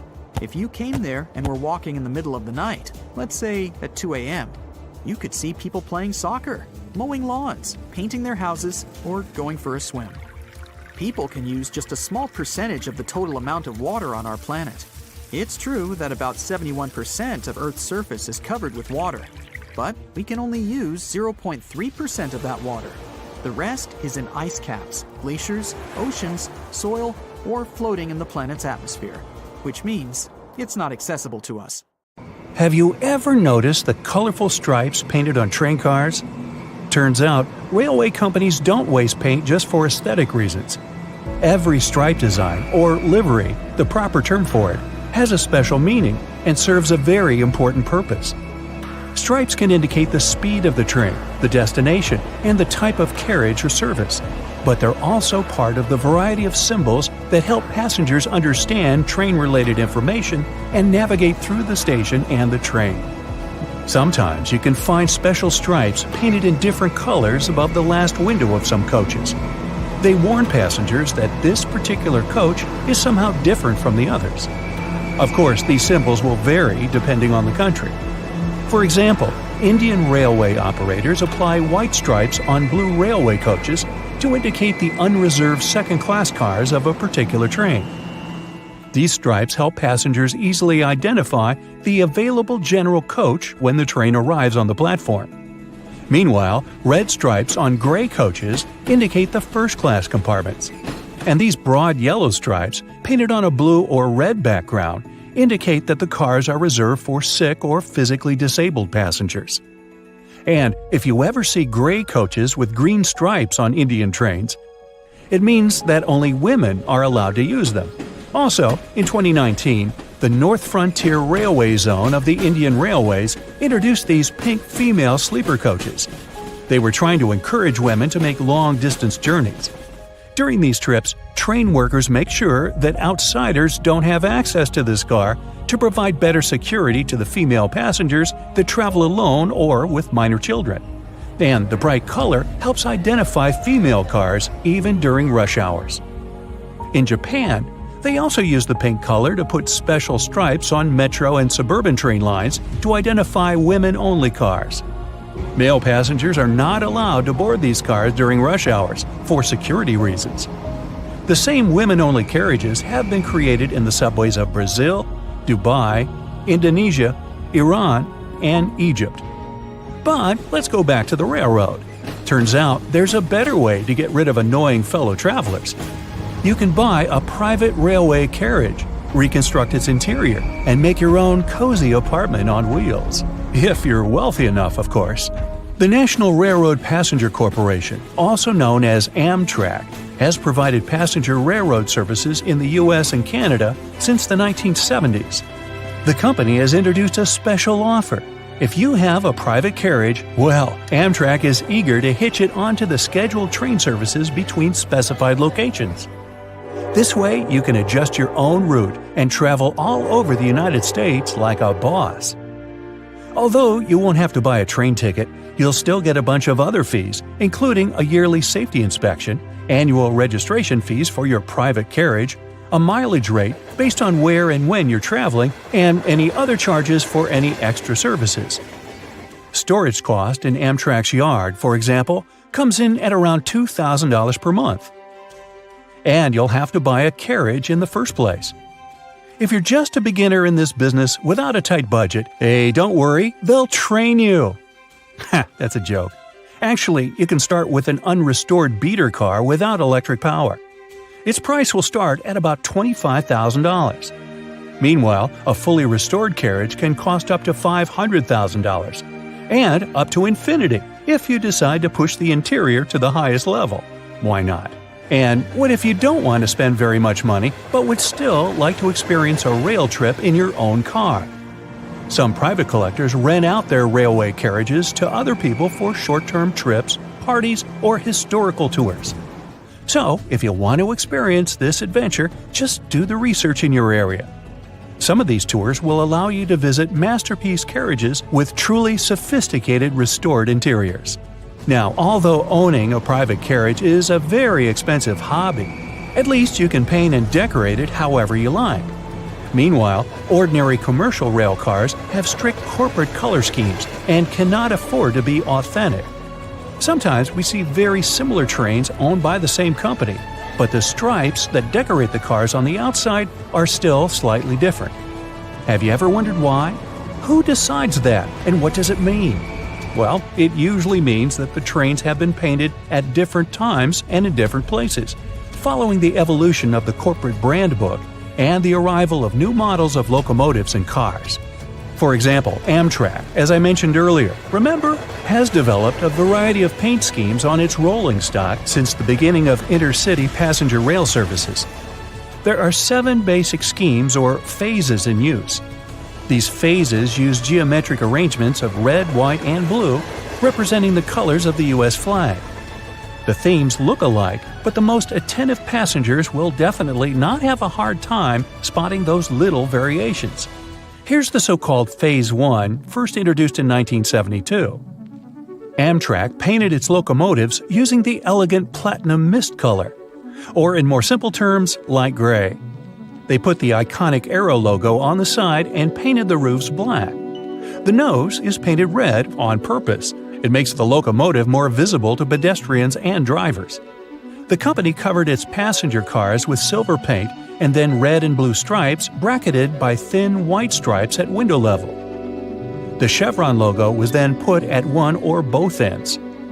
2 years later, the company began to operate the new GE E60 locomotives, and it launched the Phase 2 paint scheme. They replaced the famous red nose and chevron logo on the locomotives and painted stripes similar to those on the passenger cars. Most passenger cars were essentially unchanged from Phase 1 except for the removal of the chevron logo. After 2 years, Amtrak introduced Phase 3 and still uses it on some equipment.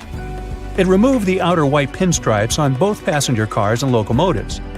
The inner stripe was widened and the red, white, and blue stripes became equally wide. The company also painted turboliners and the LRC test train white and applied stripes at the bottom of the train. The white band was rather reflective and allowed a place for the car information. Continuing our train fashion show, next in 1993, the company introduced Phase 4. It was a striking change after the previous era of the traditional red, white, and blue style. Phase 4 has 2 thin red stripes and a thick dark blue stripe. In this period, Amtrak brought the new Superliner 2 cars into service. In 1997, Amtrak distributed this scheme among some locomotives on the Northeast Corridor services. That's a lot of adjustment so far. But let's move on to the next phase. When Amtrak began to operate Acela Express high-speed train sets in 2000, it launched Phase 5, and it's still widely used today. They painted locomotives light gray. At the top, they applied a blue stripe, which was darker than Phases 1 through 3, but lighter than Phase 4. And the bottom was decorated with a thin red reflective sill stripe. The company put its logo near the front or rear of the unit. Meanwhile, express boxcars received blue stripes on both top and bottom. And all non-passenger cars, like Autotrain auto racks, received an all-gray finish with one red stripe and logo. And now we're heading into Phase 6, also known as Phase 4B. Why? Don't ask. Amtrak introduced it in 2002, and it's currently in use on most passenger cars. They kept the same stripe style as Phase 4, including wide window stripes on single-level cars and narrow stripes on superliners. The red reflective sill stripe and mid-tone blue on Phase 5 are still in use. Single-level cars got white logos within a blue stripe, while superliners got blue logos below the stripes. 5 of the first 6 Siemens Charger ALC42 logos retain this beautiful Phase 6 scheme, mostly blue body with red and black around the windshield and red and silver chevrons at the rear. In July 2021, Amtrak celebrated its 50th anniversary and introduced some new designs to mark this milestone. 6 new specially made anniversary locomotives include this unique midnight blue livery that celebrates the company's employees who keep passengers moving across the nation throughout the night. Amtrak also presented a sneak peek of what Phase 7 will look like and promised to bring a greater sense of modernity and cohesion throughout their train designs. Okay, but what about this fashionable train creature? You've probably recognized this color scheme. Railway companies call it tiger stripes because it reminds them of the stripes of a tiger. Okay, I get it. They use this paint pattern to improve the visibility of their locomotives. First of all, the entire locomotive gets painted bright yellow, and then they add diagonal black stripes to the front and back. This way you can see this tiger moving from a very far distance. And, like, keep off the tracks. The moon shines brightly and illuminates the black water of the ocean. Thick fog descends on it in ominous silence. Then, it's suddenly broken by the creaking of wooden boards, followed by a rippling of the waves. Through the fog, you see the outline of an old large ship. Its hull is rusty, and a strange cold is coming from it. But the most unsettling thing is that there's no one on the deck. The ship sails without a crew. No, this isn't a mythical Flying Dutchman, but a very real ghost ship. September 2nd, 2019. The British Royal Navy's ice patrol ship, called the HMS Protector, sails through the calm waters of the Atlantic Ocean. The time is 11 p.m. Some of the ship's crew are on deck, while others are sleeping in their cabins. The captain steers the ship and looks straight at the horizon. The sky is lit up by an orange twilight, and clouds float in the distance. Suddenly, against this beautiful landscape, one of the sailors notices the black silhouette of an unknown ship. The captain slows down and steers the ship a little closer to the mysterious vessel. This is an old cargo ship, 250 feet long. Attempts to contact the crew members lead to nothing. It seems the unknown boat is floating in the ocean by itself. There's no one on board, at least, no one alive. The deck of the ship creaks from rocking on the waves. The sun sinks below the horizon, and it gets dark. The ship looks terrifying. British sailors don't dare to climb on that strange deck. They take a photo, post it on the internet, and sail away. Many people on the internet will assume the sailors met a real ghost ship. 5 months later, we're in the village of Ballycotton in County Cork, Ireland. A local leaves the house early in the morning to go for a daily run. Music in his headphones, fresh cool air, and a scenic route are ideal conditions for a good workout. The jogger runs along the road on the coast of the Celtic Sea. There was a strong storm last night, and now the sea looks calm. The man runs along the top of a low cliff and notices a huge vessel. An old rusty cargo ship 250 feet long lies on the beach, right among the rocks. No people on board. It seems the ship has been here for ages, but the local is sure this vessel wasn't here yesterday. A little later, it turns out this is the same ship that the sailors from the HMS Protector saw 5 months ago, thousands of miles from this place. The cargo ship, called the Alta, was built in 1976. Nobody knows who used it all this time and for what purposes. It's only known that in 2017, the ship was purchased by a new owner and marked with the flag of Tanzania. It's important to say that almost all cargo ships are equipped with AIS, Automatic Identification System, which is needed to track ship movements in the ocean. Since 2015, something strange started happening with the Alta's AIS.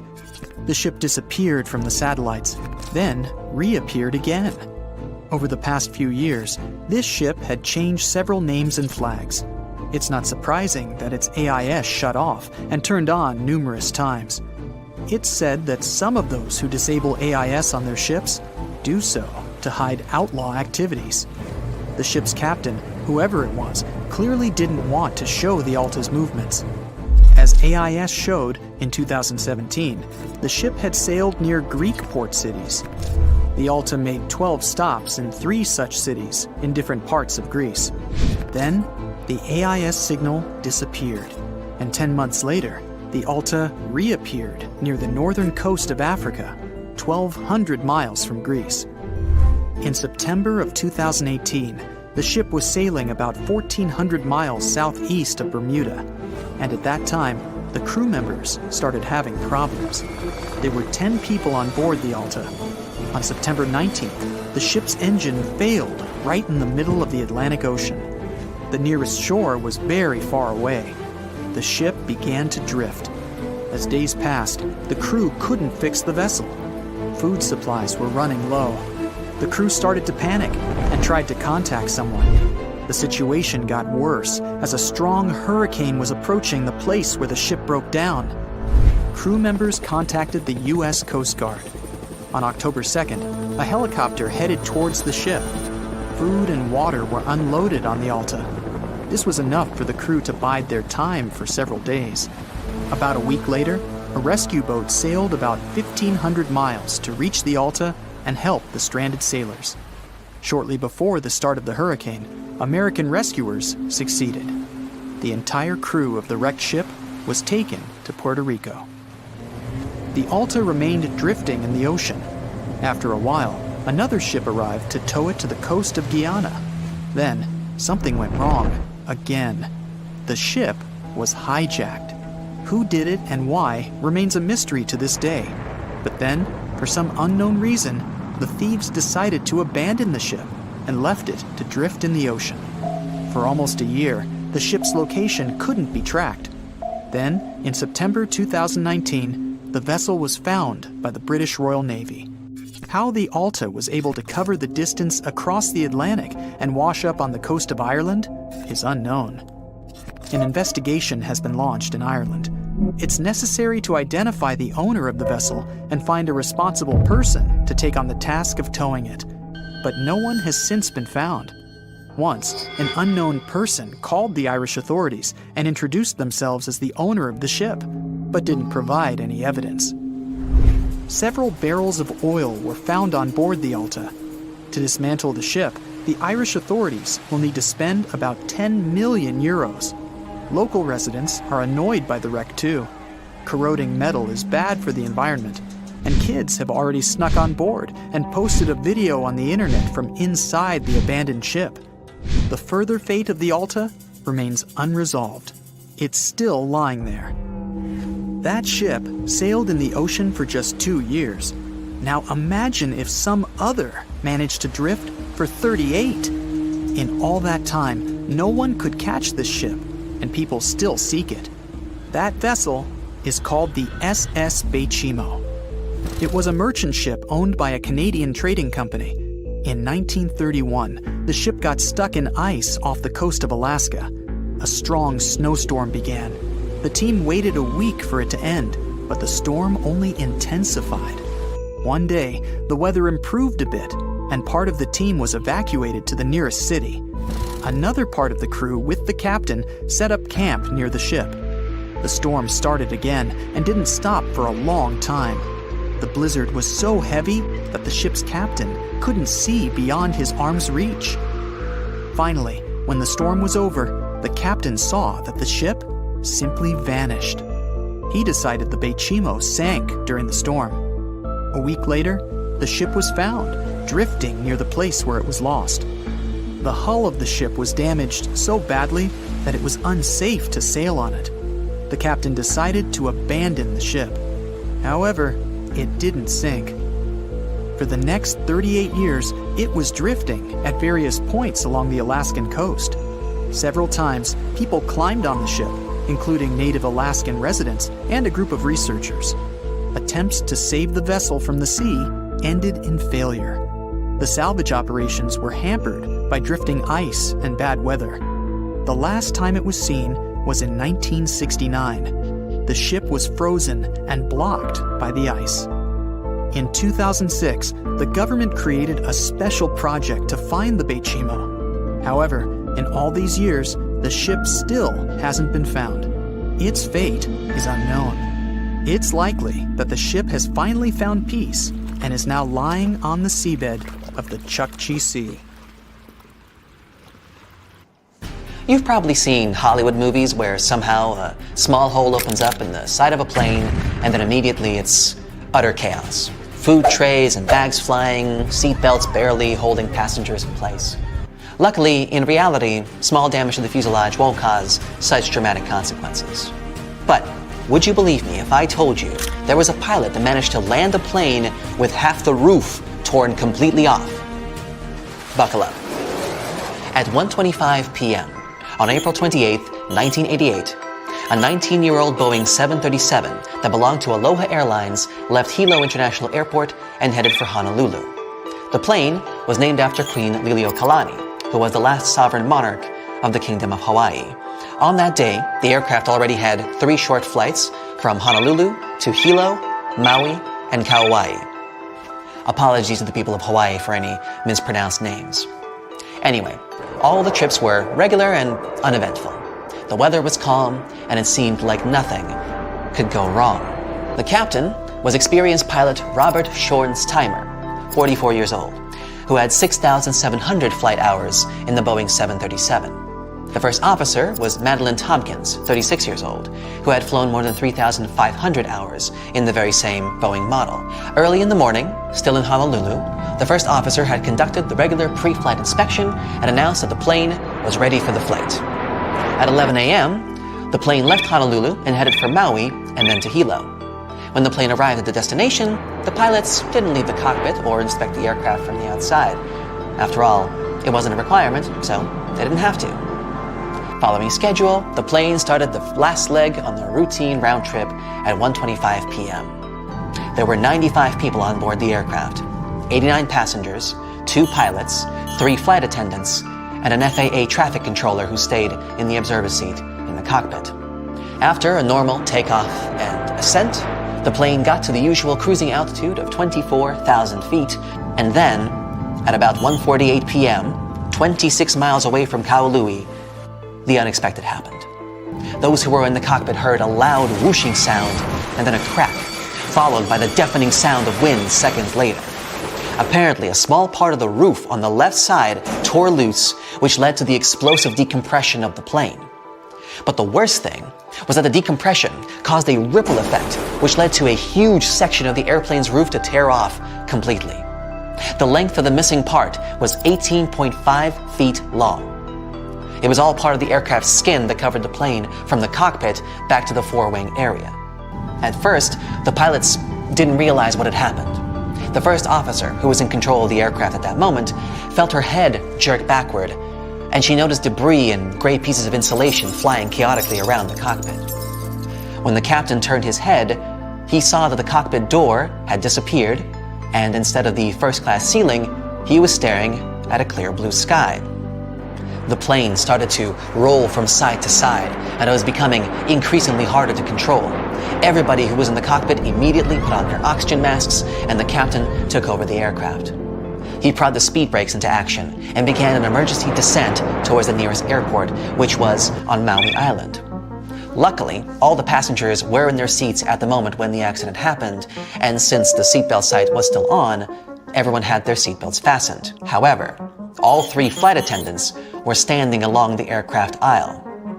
The one who was the closest to the front of the plane was swept out through the hole in the roof. The other 2 were thrown to the floor by a forceful jerk. But while one of them hit her head really hard and lost consciousness, the other one started to crawl along the aisle in an attempt to help passengers and calm them down.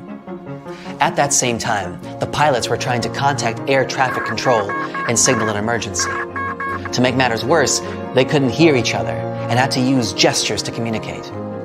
They also didn't know whether the radio worked and whether they had managed to deliver their message.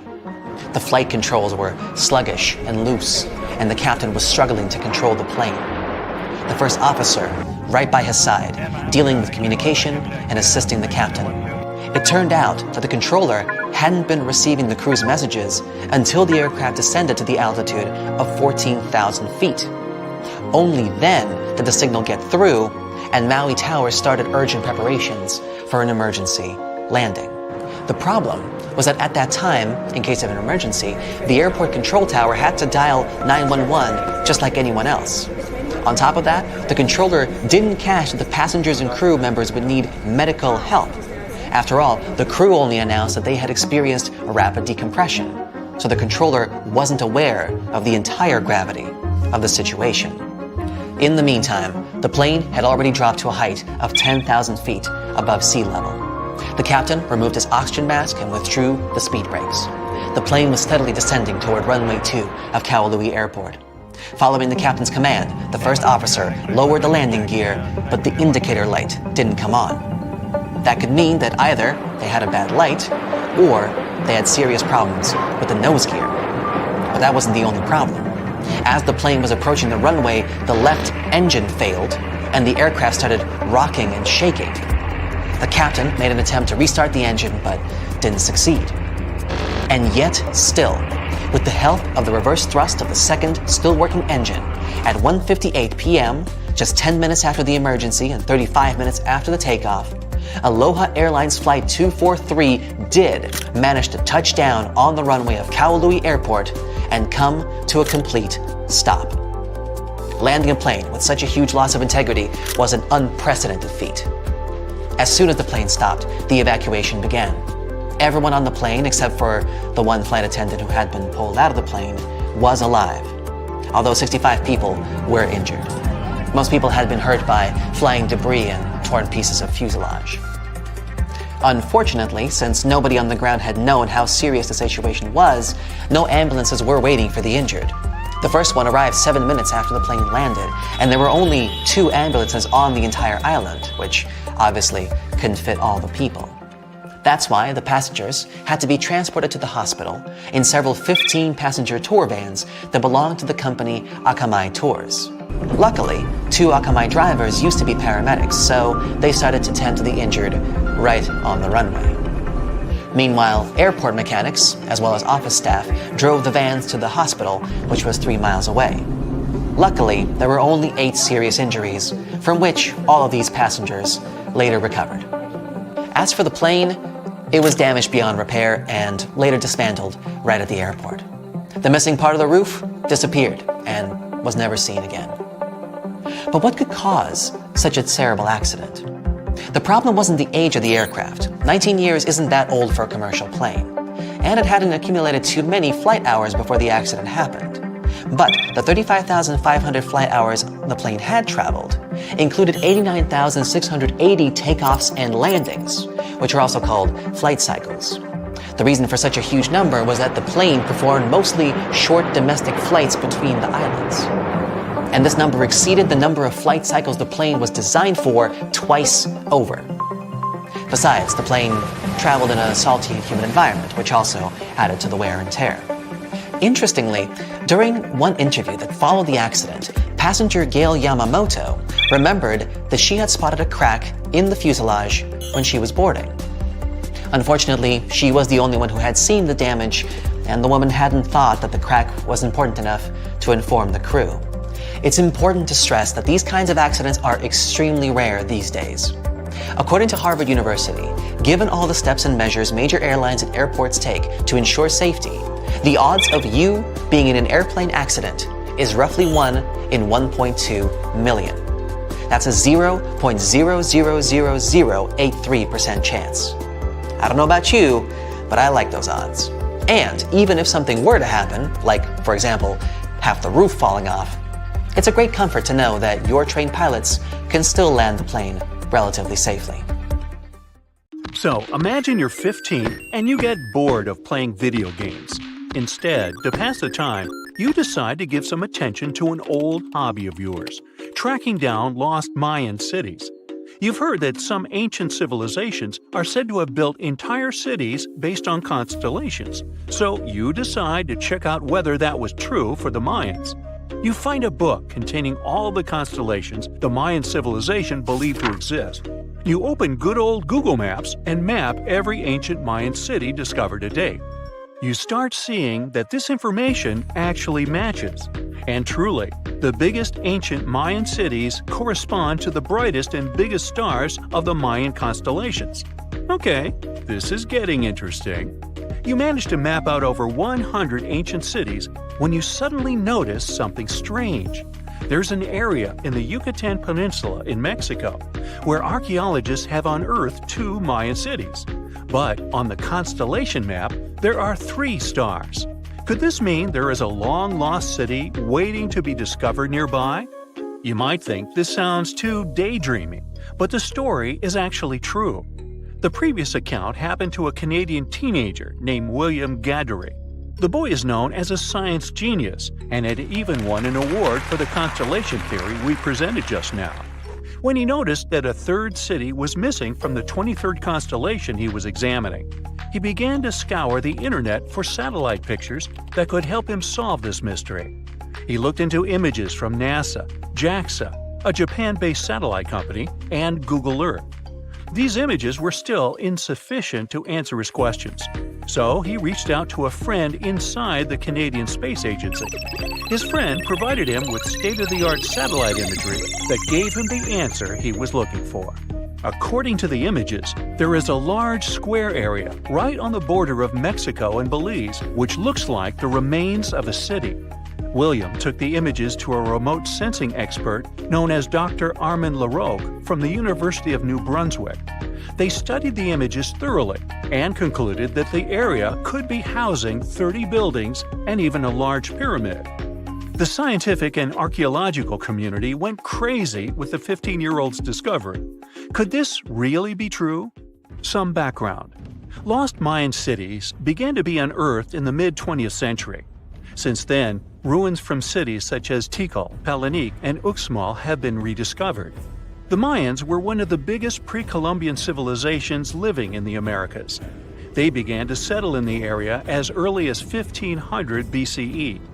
Experts believe that, at its height, the Mayan civilization consisted of over 40 cities with a population of millions of people. That's a crowd. And their cities were pretty interesting. Their civilization spanned over Mexico's Yucatan Peninsula, Guatemala, and Belize. They survived mainly on agriculture, so they developed a complex irrigation system in most of their cities. They built a series of ceremonial buildings, pyramids, plazas, and even courts for ball games. The Mayans were keen pyramid builders, but they also developed an advanced astronomical system. With whatever ancient technology they had, they were able to predict the exact location of planets, such as Venus and Mars, and they were able to predict the exact dates of eclipses. That's why the methodology William used to discover this long-lost Mayan city was unusual, but not completely surreal. The Mayans were keen astronomers, so it wouldn't be too strange that they built their major architectural feats in relation to the sky, would it? And they wouldn't be the first ones to be doing so. There is a famous fringe of Egyptology dedicated to studying how the Giza pyramids were built in perfect alignment with the Orion constellation, meaning that each pyramid was purposely built to align with one of the major stars of Orion's belt. According to William, he first had the idea to look at the Mayan constellations because he couldn't understand why the Mayans built their cities where they built them. Most major cities, such as Chichen Itza and Uxmal, aren't near any rivers or significant bodies of water. Instead, they're built on marginal lands and on top of mountains, which confused the 15-year-old. His next thought was that it might have something to do with astronomy. William named the new city he discovered Mouth of Fire, which is also my nickname, and he even won a merit award for his hard work. However, his theory was very much contested inside the archaeological community, and many Mayan experts work to debunk Williams' findings. Some archaeologists say that constellation theories are too unscientific. Anthony Aveni, a renowned anthropologist and astronomer, referred to Williams' methodology as an act of creative imagination. He explained that there is no way to be sure what the Mayan constellations really were. It's all just hypothetical.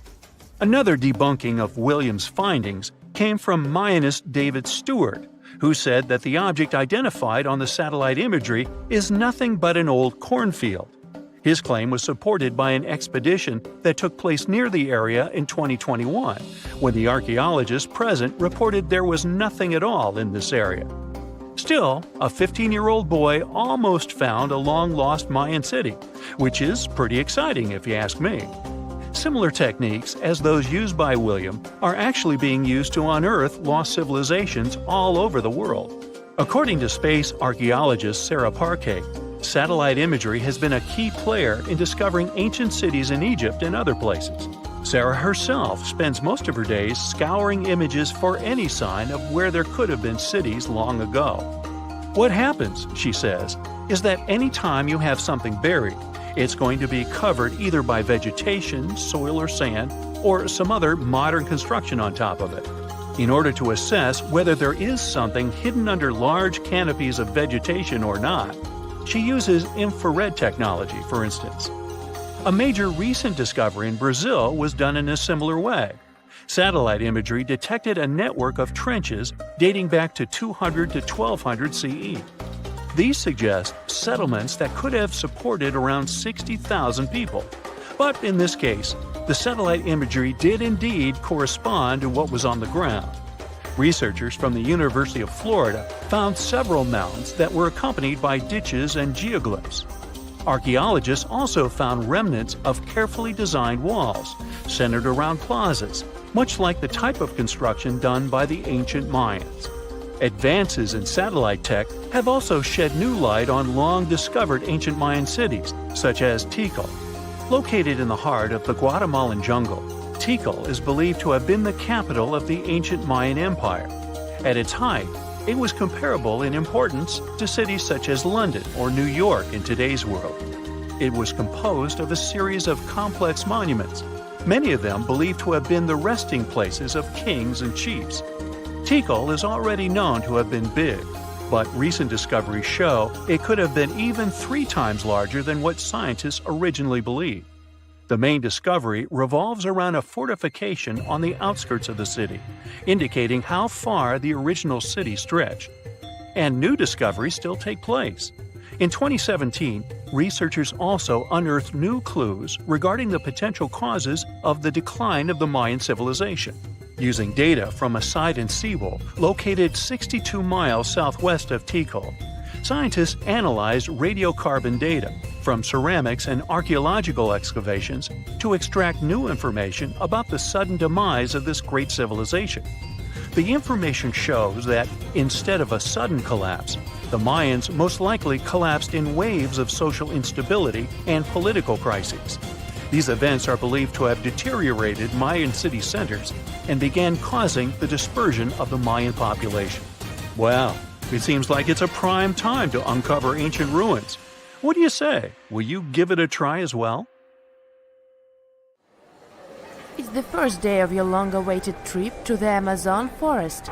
You flew all the way to South America. More specifically, you landed in the city of Manaus. It's the heart of the Brazilian Amazon. So far, you've traveled by air, car, and now water. You are on a tiny boat, moving through the dark waters of the Amazon River. Yes, the river is also called the Amazon. And just FYI, it's the second longest river in the world.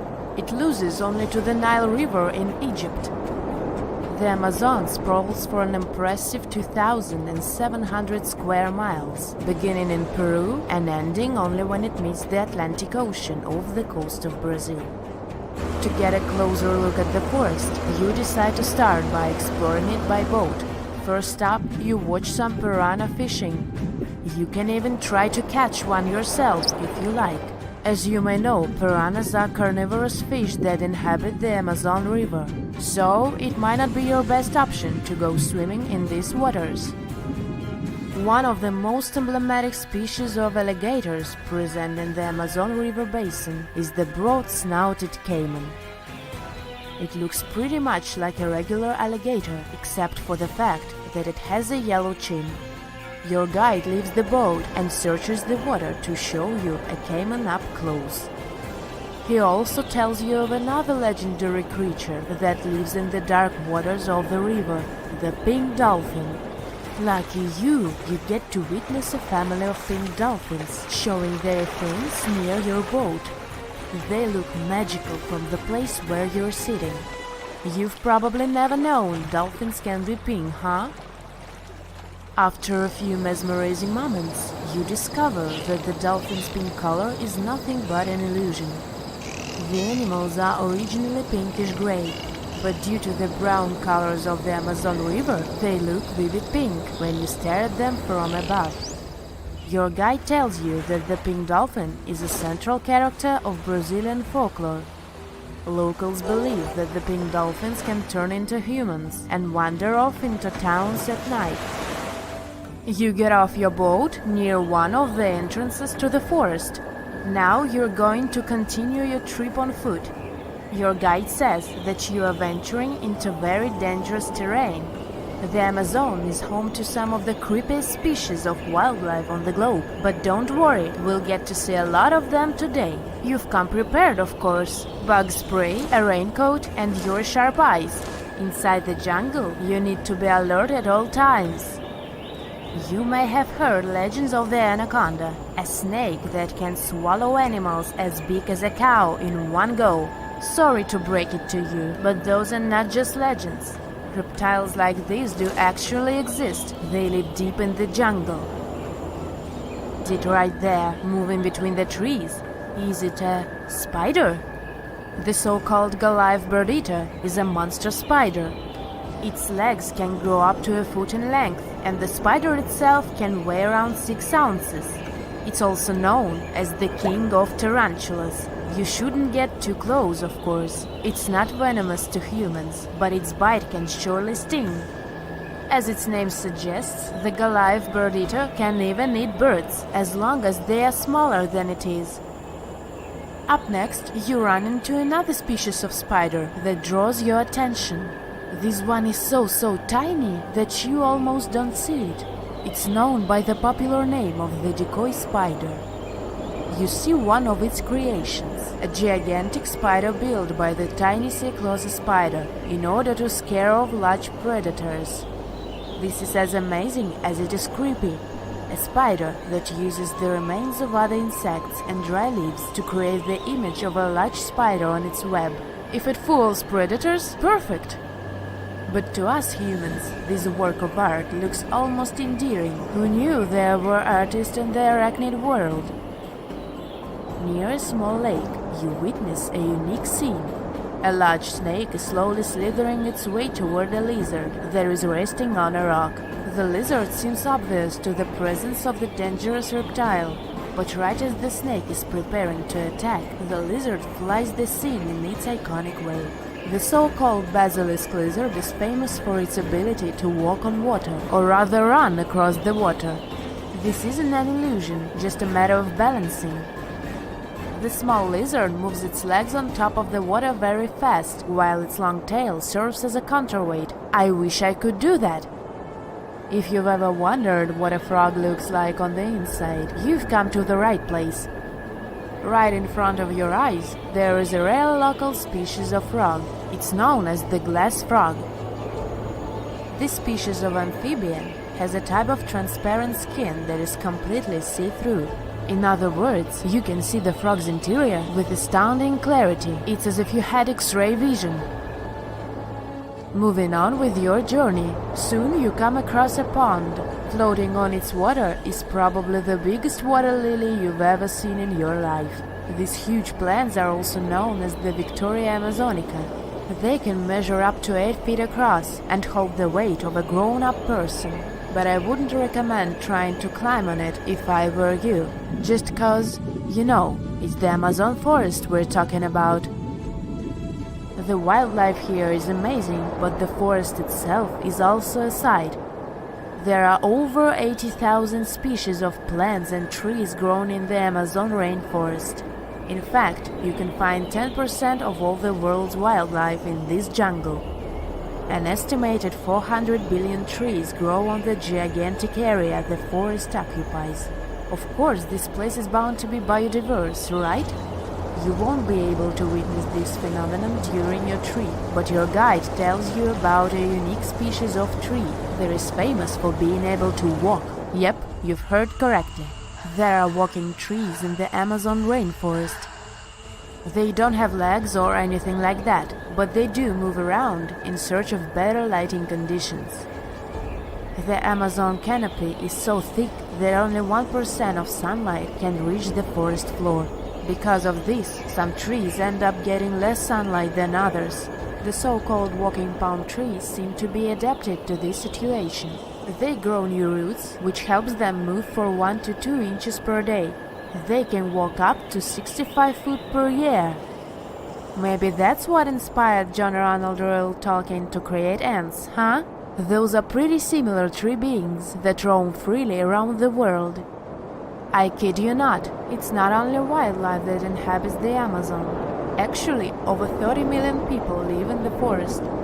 And there are also ancient settlements that scientists believe to have been thriving there. And I'm not talking about El Dorado, that's just a myth. But in 2018, a groundbreaking study showed that up to 1 million people probably inhabited the Amazon, between 1,250 and 1,500 CE. Can you imagine that? Working alongside local indigenous people, researchers from the University of Florida found several mounds in the Amazon. Besides these mounds, they also discovered interesting ditches and geoglyphs. After mapping all of these recurring mounds, scientists understood that this was a sign of an ancient settlement. They found remnants of carefully designed walls centered around plazas. This could only mean that these ancient cities were big and could host hundreds of thousands of people.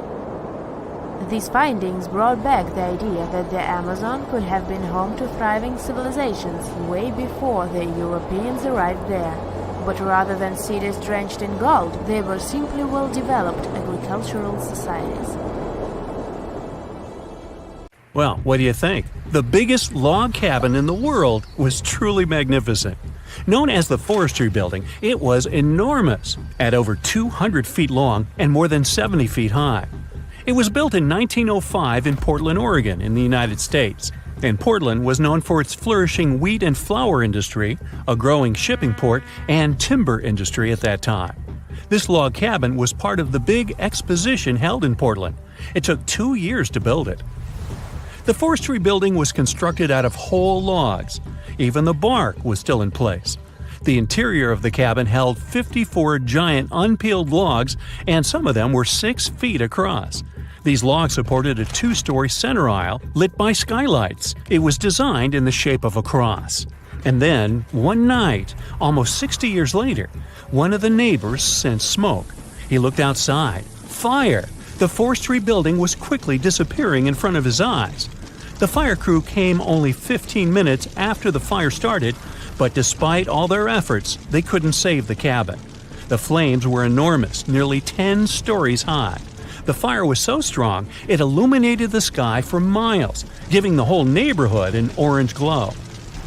The windows were popping out because of the heat. Glass was falling down, and ashes the size of giant snowflakes were falling to the ground within a mile of the cabin. The Forestry Building was gone in only 2 hours. The fire eruption happened because of bad electrical wiring from the time the cabin was built. Now, there are more awesome timber structures. For example, check out the Great Eastern Temple in Japan from the early 8th century. It's even a UNESCO World Heritage Site today. It was incredibly hard to build it.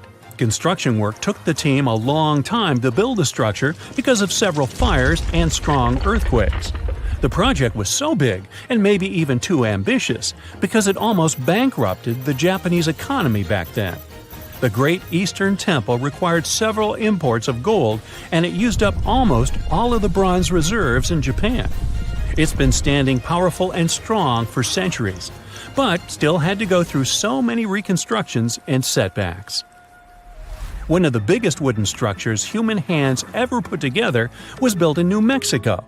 It's called Atlas, and it was created of a 10-story high, 1,000-foot-long structure.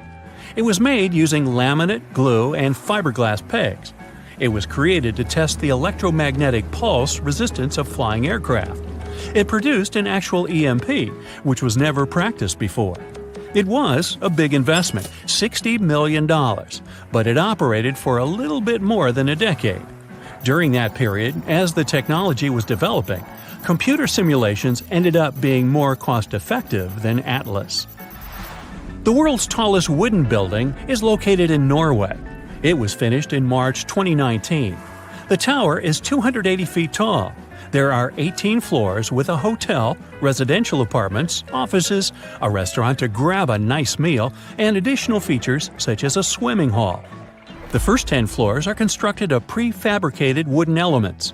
Prefabricated means something built from pieces that have already been made in a factory, so you can put them together on the building site relatively quickly. Concrete makes up the upper floor decks. That way, the building gets more weight, which is important for its stabilization. Prefab sections mean that the tower was finished way faster than a concrete building of the same height. Hoia in Austria is the next one on our list, as the second tallest wooden tower in the world. It has 24 floors and is 276 feet tall. It was open to the public in 2019. It's 75% wood. The rest, meaning its core, is made of concrete. Interior walls and ceilings have a thin layer of concrete that supports them. 3 of the upper floors feature residential apartments. Hey, check out the view. Wouldn't it be cool to live here? There's also a 120-room hotel in the building, which spans 9 floors. Beauty, health and wellness commercial areas, a restaurant, and space for business. This wooden tower has all you need. Brock Commons Tall House is actually a student accommodation facility. It's located in Vancouver, Canada, and is part of the University of British Columbia. 18 floors stretch over 170 feet in height, and there's enough space to accommodate a bit more than 400 students. Similar to many other wood constructions that have been rising all over the world for the past years, this building was also made of prefabricated parts. Because of that, a construction team was able to finish it 70 days after they got all the needed parts. Now, how would you feel spending some time in the biggest tree house in the world? Known as the Minister's Treehouse, it was built in Crossville, Tennessee. It's gigantic, especially considering what you would expect a treehouse to look like. It's a 10-story structure with a living space of more than 32,290 square feet. 6 oaks support it. Plus, over 250,000 nails have been used in that house since 1993. There's even a penthouse on the 10th floor. Also, there's a big space in the center of the house.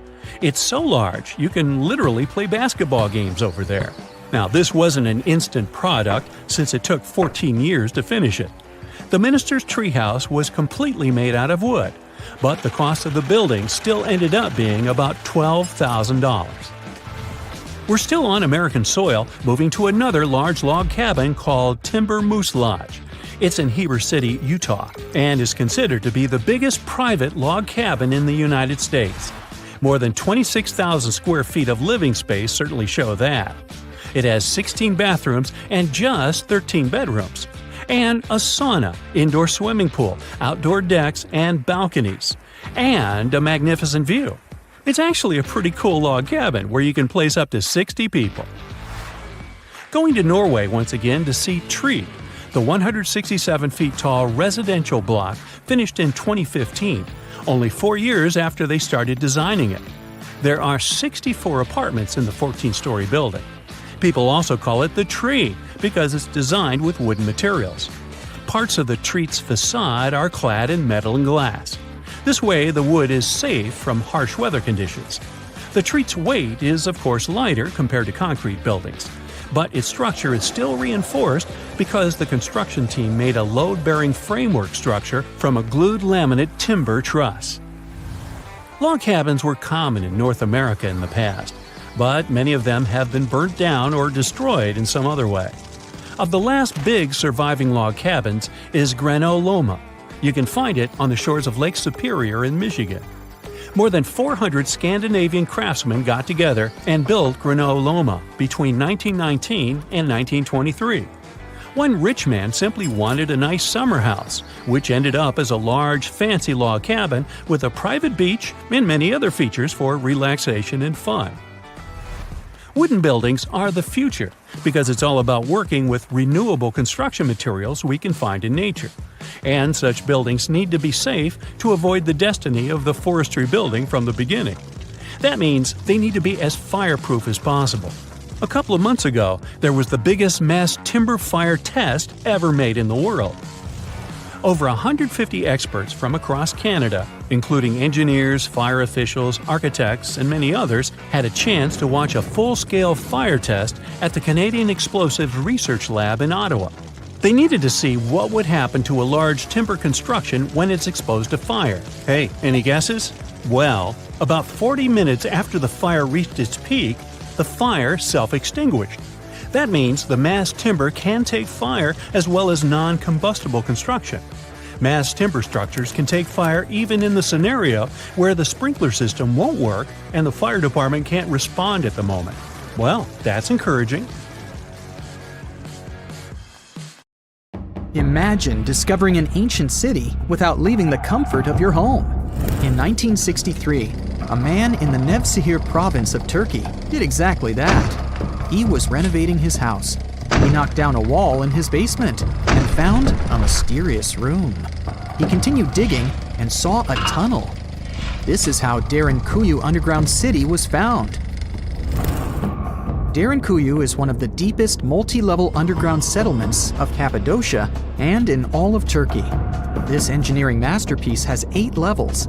The inhabitants living on those floors had access to cellars, storage areas, chapels, a school, a study room, and other structures. All floors are connected by an extensive network of tunnels. It's believed that the underground city was built as a shelter. You can't see the construction from the outside. Its depth is approximately 279 feet. The complex was large enough to shelter about 20,000 people, plus their livestock and food supplies. There's also a 180-foot ventilation shaft. People used it both for ventilation and as a well. The well supplied water both to the villagers living on the surface and to those hiding in the underground city. Interestingly, those living on the bottom levels were able to cut off the water supply for the upper and ground levels. This kept the water safe from potential poisoning. The place was designed for protection. The tunnels could be blocked from the inside with huge round rolling stone doors. The passageways were extremely narrow. Potential invaders had to enter the tunnels one at a time. Seems like they thought of everything in the 7th century BCE. Archaeologists believed the Phrygians were the ones who first built the levels. After them, the structure was used and enhanced in Roman times. This was when the chapels were added. The golden time of Derinkuyu, however, was during the Byzantine era. But how did these people manage to create such tunnels? Well, the rock they carved them into wasn't usual. It was soft volcanic rock. It appeared due to a geological process that began millions of years ago. Volcanic eruptions covered the area in thick ash. It then solidified into this soft rock.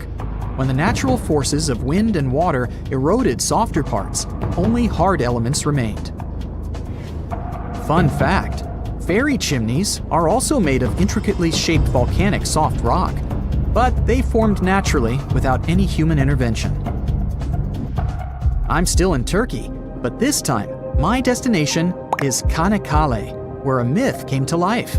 For 3,000 years, people believed that Homer's Iliad was fiction and that Troy never existed. In 1863, everything changed. Expatriate Frank Calvert discovered ancient ruins in western Turkey. He was convinced they belonged to the ancient city of Troy. Heinrich Schliemann examined this area in 1868. That's when Troy saw sunlight again after all those centuries. Troy has complex layers. Over the years, 9 ancient cities were built on top of one another. Historians say that the area was strategically located between Europe and Asia, so it became a prosperous trade and cultural center. This strategic position made Troy attractive throughout history. After the Trojan conflict, the city was abandoned between the years 1100 to 700 BCE. Then Greek settlers rediscovered the area, and Alexander the Great ruled there. The Romans then invaded the city.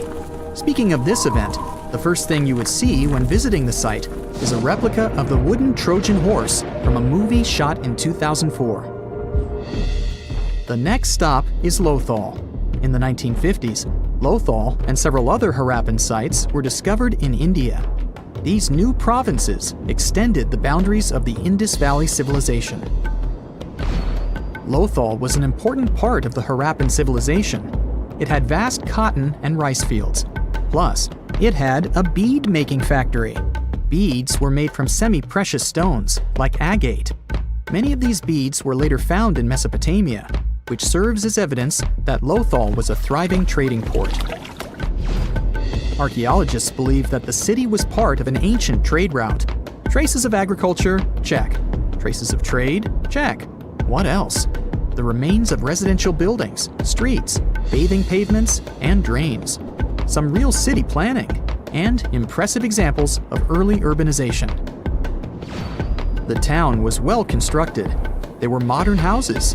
Some of them had 6 rooms, bathrooms, a large courtyard, and even a veranda.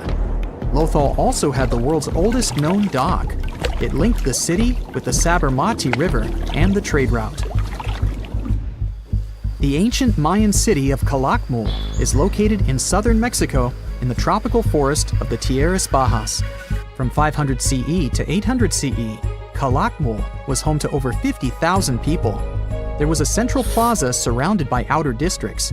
And if we count both the inhabitants of all those outer areas and those who lived in the center, Calakmul had a population of more than 1.5 million people. It was a city that was habitable for 12 centuries. It's believed that the place had more constructions than any other excavated Maya settlements in the region. After 1000 CE, the Maya civilization there faced a downfall. The settlement that was once the center of Mesoamerica was almost completely abandoned. The ancient city was at the heart of the second largest tropical forest in America. The site is well preserved, so today, if you were to visit it, you would be able to picture what life looked like in ancient Mayan times. The city remains include architectural complexes and sculpted monuments, defensive systems, quarries, water management features, agricultural terraces, massive temple pyramids, and palaces, not to mention a variety of body ornaments and other accompanying objects. It proves that complex state-organized societies lived in this tropical forest. The Mayans depicted nature in their paintings, pottery, sculptures, rituals, and even food. I'm moving on to a place people thought didn't really exist. The city of Thonis Heraklion appeared only in a few inscriptions and ancient texts. Turns out, it was waiting to be discovered for thousands of years. Scientists searched the majority of the coast of Egypt. But then, archaeologist Frank Gaudio and his team detected a colossal face looking at them from under the water. The ancient city of Heraklion was discovered completely submerged 4 miles off Alexandria's coast. In the ruins of the lost city, there were 64 ships, 700 anchors, and a treasure trove of gold coins. Archaeologists consider a 16-foot tall statue and the temple remains the most important findings discovered by the expedition. Back then, the city had ceremonies and celebrations that took place in the Temple of Amun. The ruins and artifacts were made from granite and diorite, so they were in good condition even after having been in contact with water for centuries.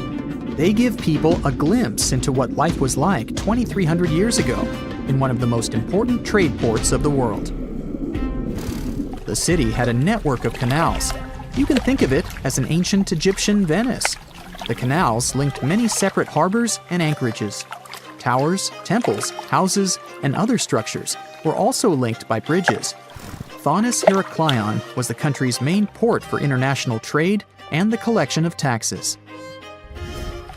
No one really knows how the city ended up submerged, but archaeologists connect it with natural causes. At the end of the 2nd century BCE, most probably after a flood, Heraklion got covered with water. Then, Alexandria, the city founded by Alexander the Great, became more glorious than Heraklion. Before Alexandria's fame, Heraklion was the main port of entry to Egypt. So, after the disaster, many ships heading for Heraklion had to change their route and go to Alexandria. Heraklion lost its glory until its rediscovery in 1933. Mesa Verde is an American national park in Colorado. The park is the largest archaeological preserve in the U.S., with more than 5,000 sites, including 600 cliff dwellings. Mesa Verde means green table in Spanish. The name comes from the shape of the mountains in the area, with flat tops and steep sides.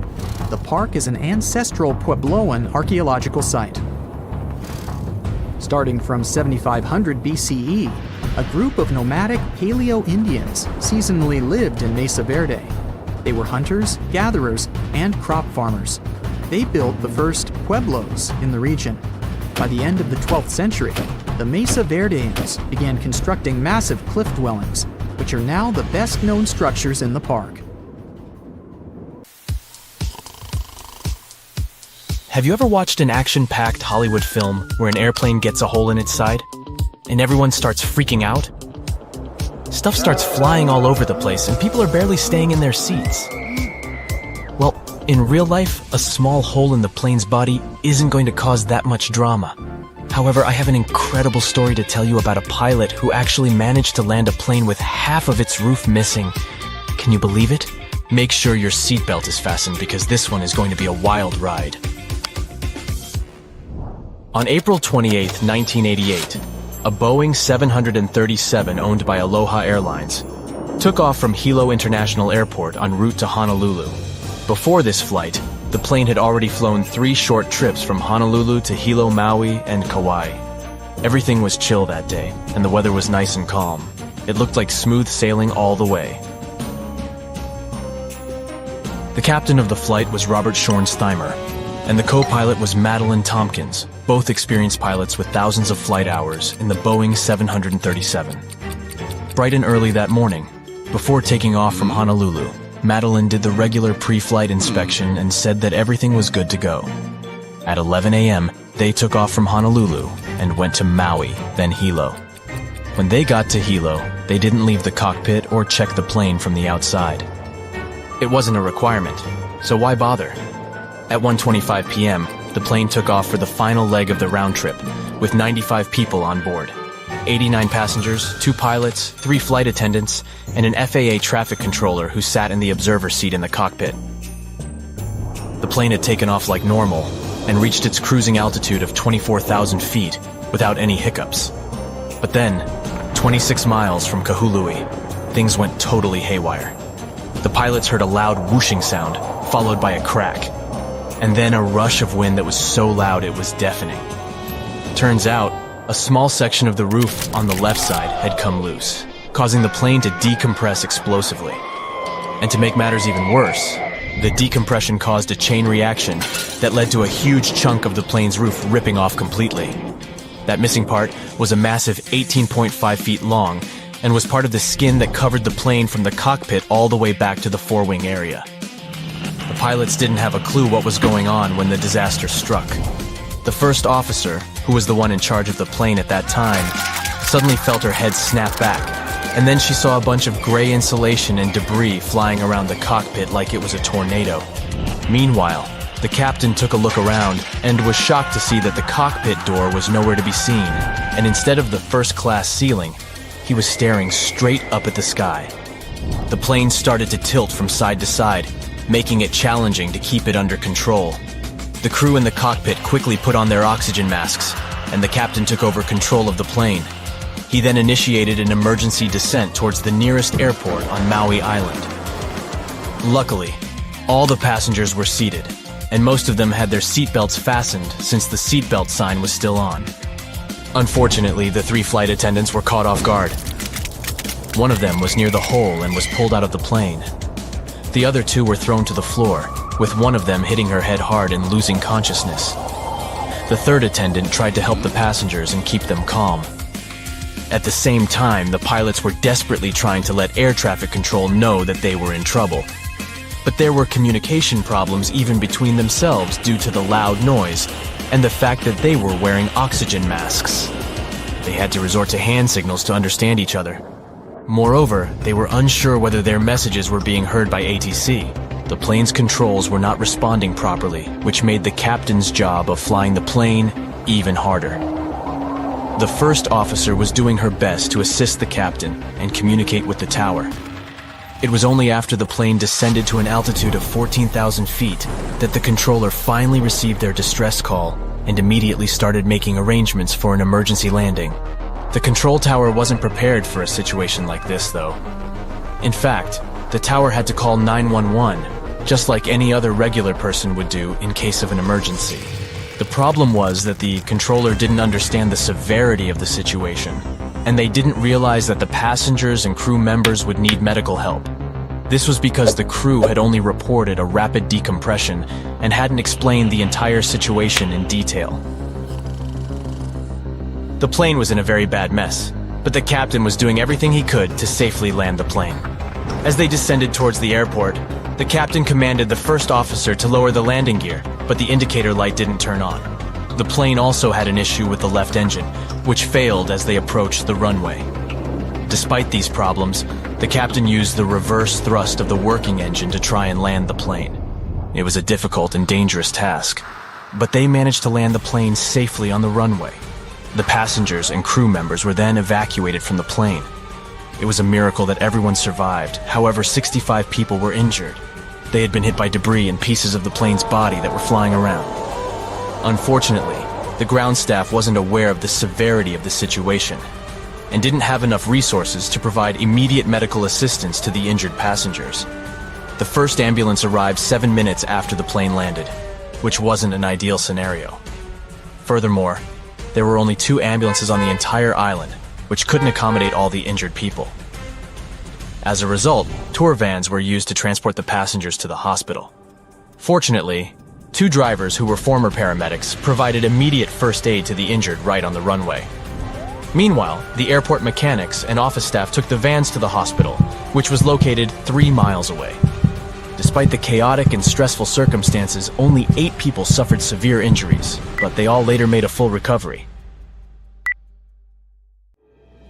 The plane was in really bad shape though, and it was no wonder it couldn't handle the stress of the decompression incident. Despite its age not being a problem, it had experienced a whole lot of takeoffs and landings, which took a toll on its integrity. The salty and humid environment it operated in only added to the damage. You see, planes are designed to withstand a certain number of flight cycles, and this plane had exceeded that number by a long shot. The majority of its flights were short domestic ones, which meant it had to take off and land way more times than it was designed for. This is what ultimately led to the roof coming off during the flight. The poor condition of the plane meant that it was beyond repair and had to be dismantled right there at the airport. What's interesting is that in an interview after the accident, one passenger recalled that she had noticed a crack in the plane's fuselage while she was boarding. She didn't tell the flight crew about it because she didn't think it was worth it, so they didn't know to check it. It's important to remember that these types of accidents are very rare nowadays. Major airlines and airports take numerous steps to ensure safety, and according to Harvard University, the chances of being in an airplane accident are about 1 in 1.2 million. That's a tiny percentage, and I don't know about you, but I find that very comforting. And even if something did happen, such as the roof of the plane coming off, it's reassuring to know that the pilots are trained to handle emergencies and can still land the plane safely.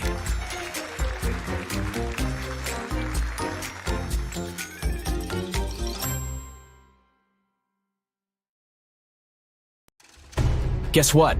A treasure that was thought to be lost forever has been found. Back in April 2015, Deep Ocean Search, a team of treasure hunters, recovered 50 million pounds worth of silver rupee coins from the British steamship. The ship sank in the 40s during its journey from India to England. The wreck was found at a whopping depth of almost 17,000 feet, setting a world record for the deepest recovery ever. To put that into perspective, the famous Titanic wreck is only found at a depth of 12,500 feet. But don't be duped. This was no easy feat. The team faced multiple breakdowns of their systems due to the pressure, temperature, and repeated dives at such a depth. Did you hear about the epic treasure found on the Black Swan wreck? It was discovered by Odyssey Marine Exploration in 2007 off Gibraltar, and they hit the jackpot. The salvage team found a whopping 17 tons of coins worth $500 million. Can you even imagine that much money? It's said to be the biggest haul ever found in the treasure hunting world. But the crew didn't spill the beans on where they found it or what kind of coins they uncovered. They just hightailed it back to the US with their loot. Sneaky.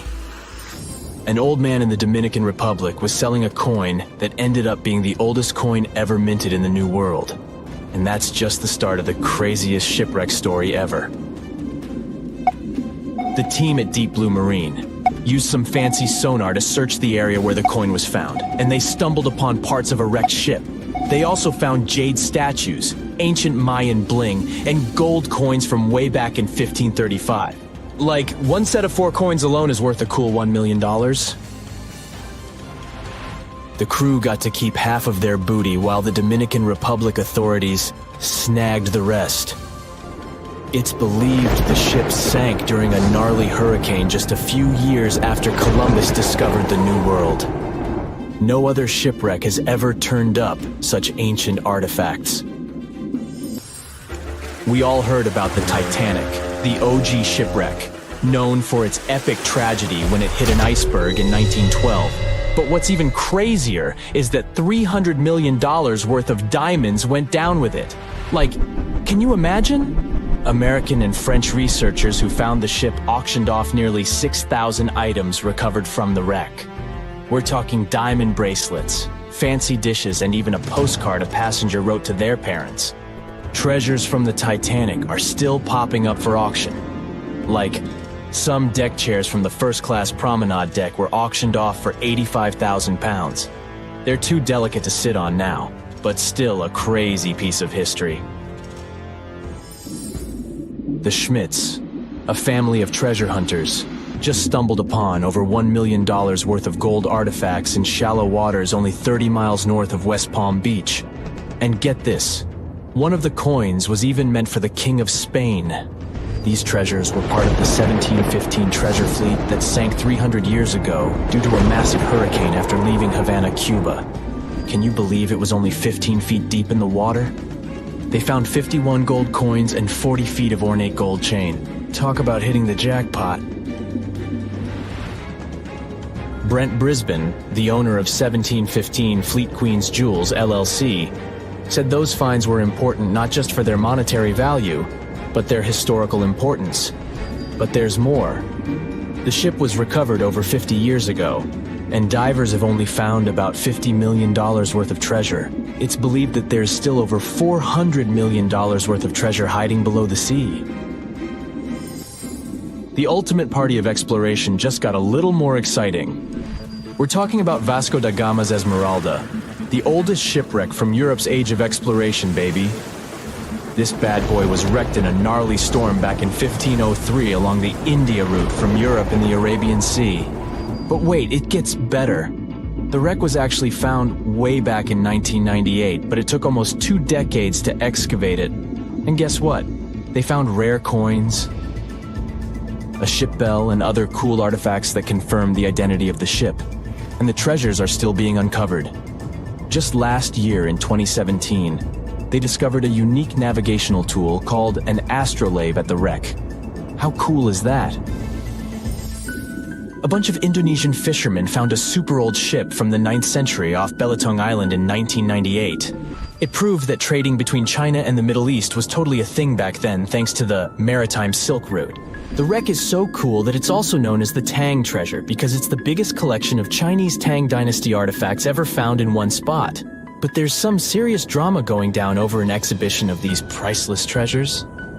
It's like a battle between commercial treasure salvage and archaeological preservation of shipwrecks. Who will win? Only time will tell. Meet the holy grail of shipwrecks. It's the Spanish galleon San Jose, and it was loaded with silver, gold, and emeralds worth billions of dollars today. But get this, it sunk after a battle with British ships off the coast of Cartagena, Colombia, way back in 1708. Crazy, right? But here's the kicker. 300 years later, in 2015, some awesome peeps discovered the wreck on the ocean floor. The Woods Hole Oceanographic Institution used a cool underwater vehicle to identify the ship by its distinctive cannons, and they're still recovering treasure as we speak. So, if you're feeling lucky, keep your eyes peeled for other hidden treasures that haven't been found yet. The ultimate jackpot, the sunken mother lode of the Nuestra Señora de Atocha, was discovered off the coast of Key West, Florida in July 1985. Mel Fisher, the legendary treasure hunter, spent a whopping 16 years searching for it. The Atocha was on a mission to bring back loads of riches to Spain from Havana, Cuba back in 1622, but got caught up in a gnarly hurricane. To celebrate the 30th anniversary of the discovery, there was a sick auction where people could buy pieces of the Atocha's treasure, like gold and emeralds. If you're keen to see more of this epic haul, head to the Mel Fisher Maritime Museum in Key West. The whole shebang is worth around $450 million, no biggie. Hey, have you ever dreamt of finding buried treasure and becoming a millionaire overnight? Well, guess what? It's not just a dream. Meet Forrest Fenn, the man who hid a chest filled with $1 to $5 million worth of treasure in the Rocky Mountains. And get this, it took 10 years for someone to finally find it. Fenn announced the treasure hunt back in 2010, and over the years, tens of thousands of people set off to look for it. The treasure chest was filled with 265 American gold eagles and double eagles, ancient coins, gold nuggets, and more. But finding it wasn't easy. Fenn used a poem with 24 lines that had hints in it, and it took some serious decoding skills to figure out where the treasure was hidden. Finally, in June 2020, the long-awaited news came. The treasure had been found. The lucky winner was Jack Stueff, a former journalist and medical student. The treasure was hidden under a canopy of stars in the forest in the Rocky Mountains, and it was so well hidden that not all the advertised treasures were found in the chest. But don't let that stop you from trying your luck at finding buried treasure. Who knows? Maybe you'll be the next lucky winner. And if you need some inspiration, just remember that Forrest Fenn's only goal was to give people some hope. So why not give it a shot and see what you can find? Who knows, maybe you'll become a millionaire too. A lot of weird incidents have happened in the mysterious valley of Hyperloop ever since the 1950s. People even started comparing it to the infamous Bermuda Triangle. But are they really that similar? It all started when an airplane went missing here under circumstances no one can explain yet. They searched the location back and forth, but nothing appeared to have remained of the aircraft. And guess what? No one received any SOS messages from the team on board. And to top it off, the same year, a considerable number of tourists and local residents were lost here in the valley, never to be seen again. Speaking of the Bermuda Triangle, one can link its origin story to a series of mysterious disappearances of ships and aircraft, like the one that happened in 1945, when 5 planes and 14 people on board went missing in this location while doing routine training exercises. Even a thorough investigation didn't help to establish the cause of the incident. But that wasn't the end. Between 1945 and the mid-1980s, another 25 small planes went missing while going through the Bermuda Triangle, never to be seen again. And the search parties haven't recovered a single piece of these aircraft. The Bermuda Triangle isn't the only stretch of water that has claimed ships for good. In the Pacific Ocean, near Japan, there's a tricky portion of water that has earned the nickname the Devil's Sea. The best known out of all of these disappearances is that of a fishery patrol vessel that went missing in 1953. On board were 31 crew members and scientists who were looking to investigate a recently formed volcanic island. What happened to the ship and all the people on board? We'll never know, I guess, since they never found the ship or the crew members, and there was literally no trace of them left behind. Back in 1911, a standard train was scheduled to depart from a railway station in Rome, hoping to reach the city of Milan. Needless to say, none of the 106 passengers ever made it to the destination, and no one has ever seen them again. What happened to these people and to their train? Were they really lost forever? Some people seem to believe this isn't the case. As it was completing its journey, the train was supposed to pass through a long tunnel. It did enter it, but never came out the other end of the tunnel. Nothing was left of the train, and it seemed like it literally just vanished into thin air. Only 2 of the passengers were found, but they were quite unwell at the time, and their stories did not seem to make much sense. They spoke of a dense fog that they simply jumped out of because they got so scared. 15 years later, a story spread about a group of 104 Italian people that popped up in Mexico City, claiming they had arrived by train from Rome. If that's not weird enough, the story appears to have been reported back in 1845, 66 years before the train even departed in the first place. Of course, nobody at the time actually took these people seriously, but you can't help but wonder, did they actually time travel via the Roman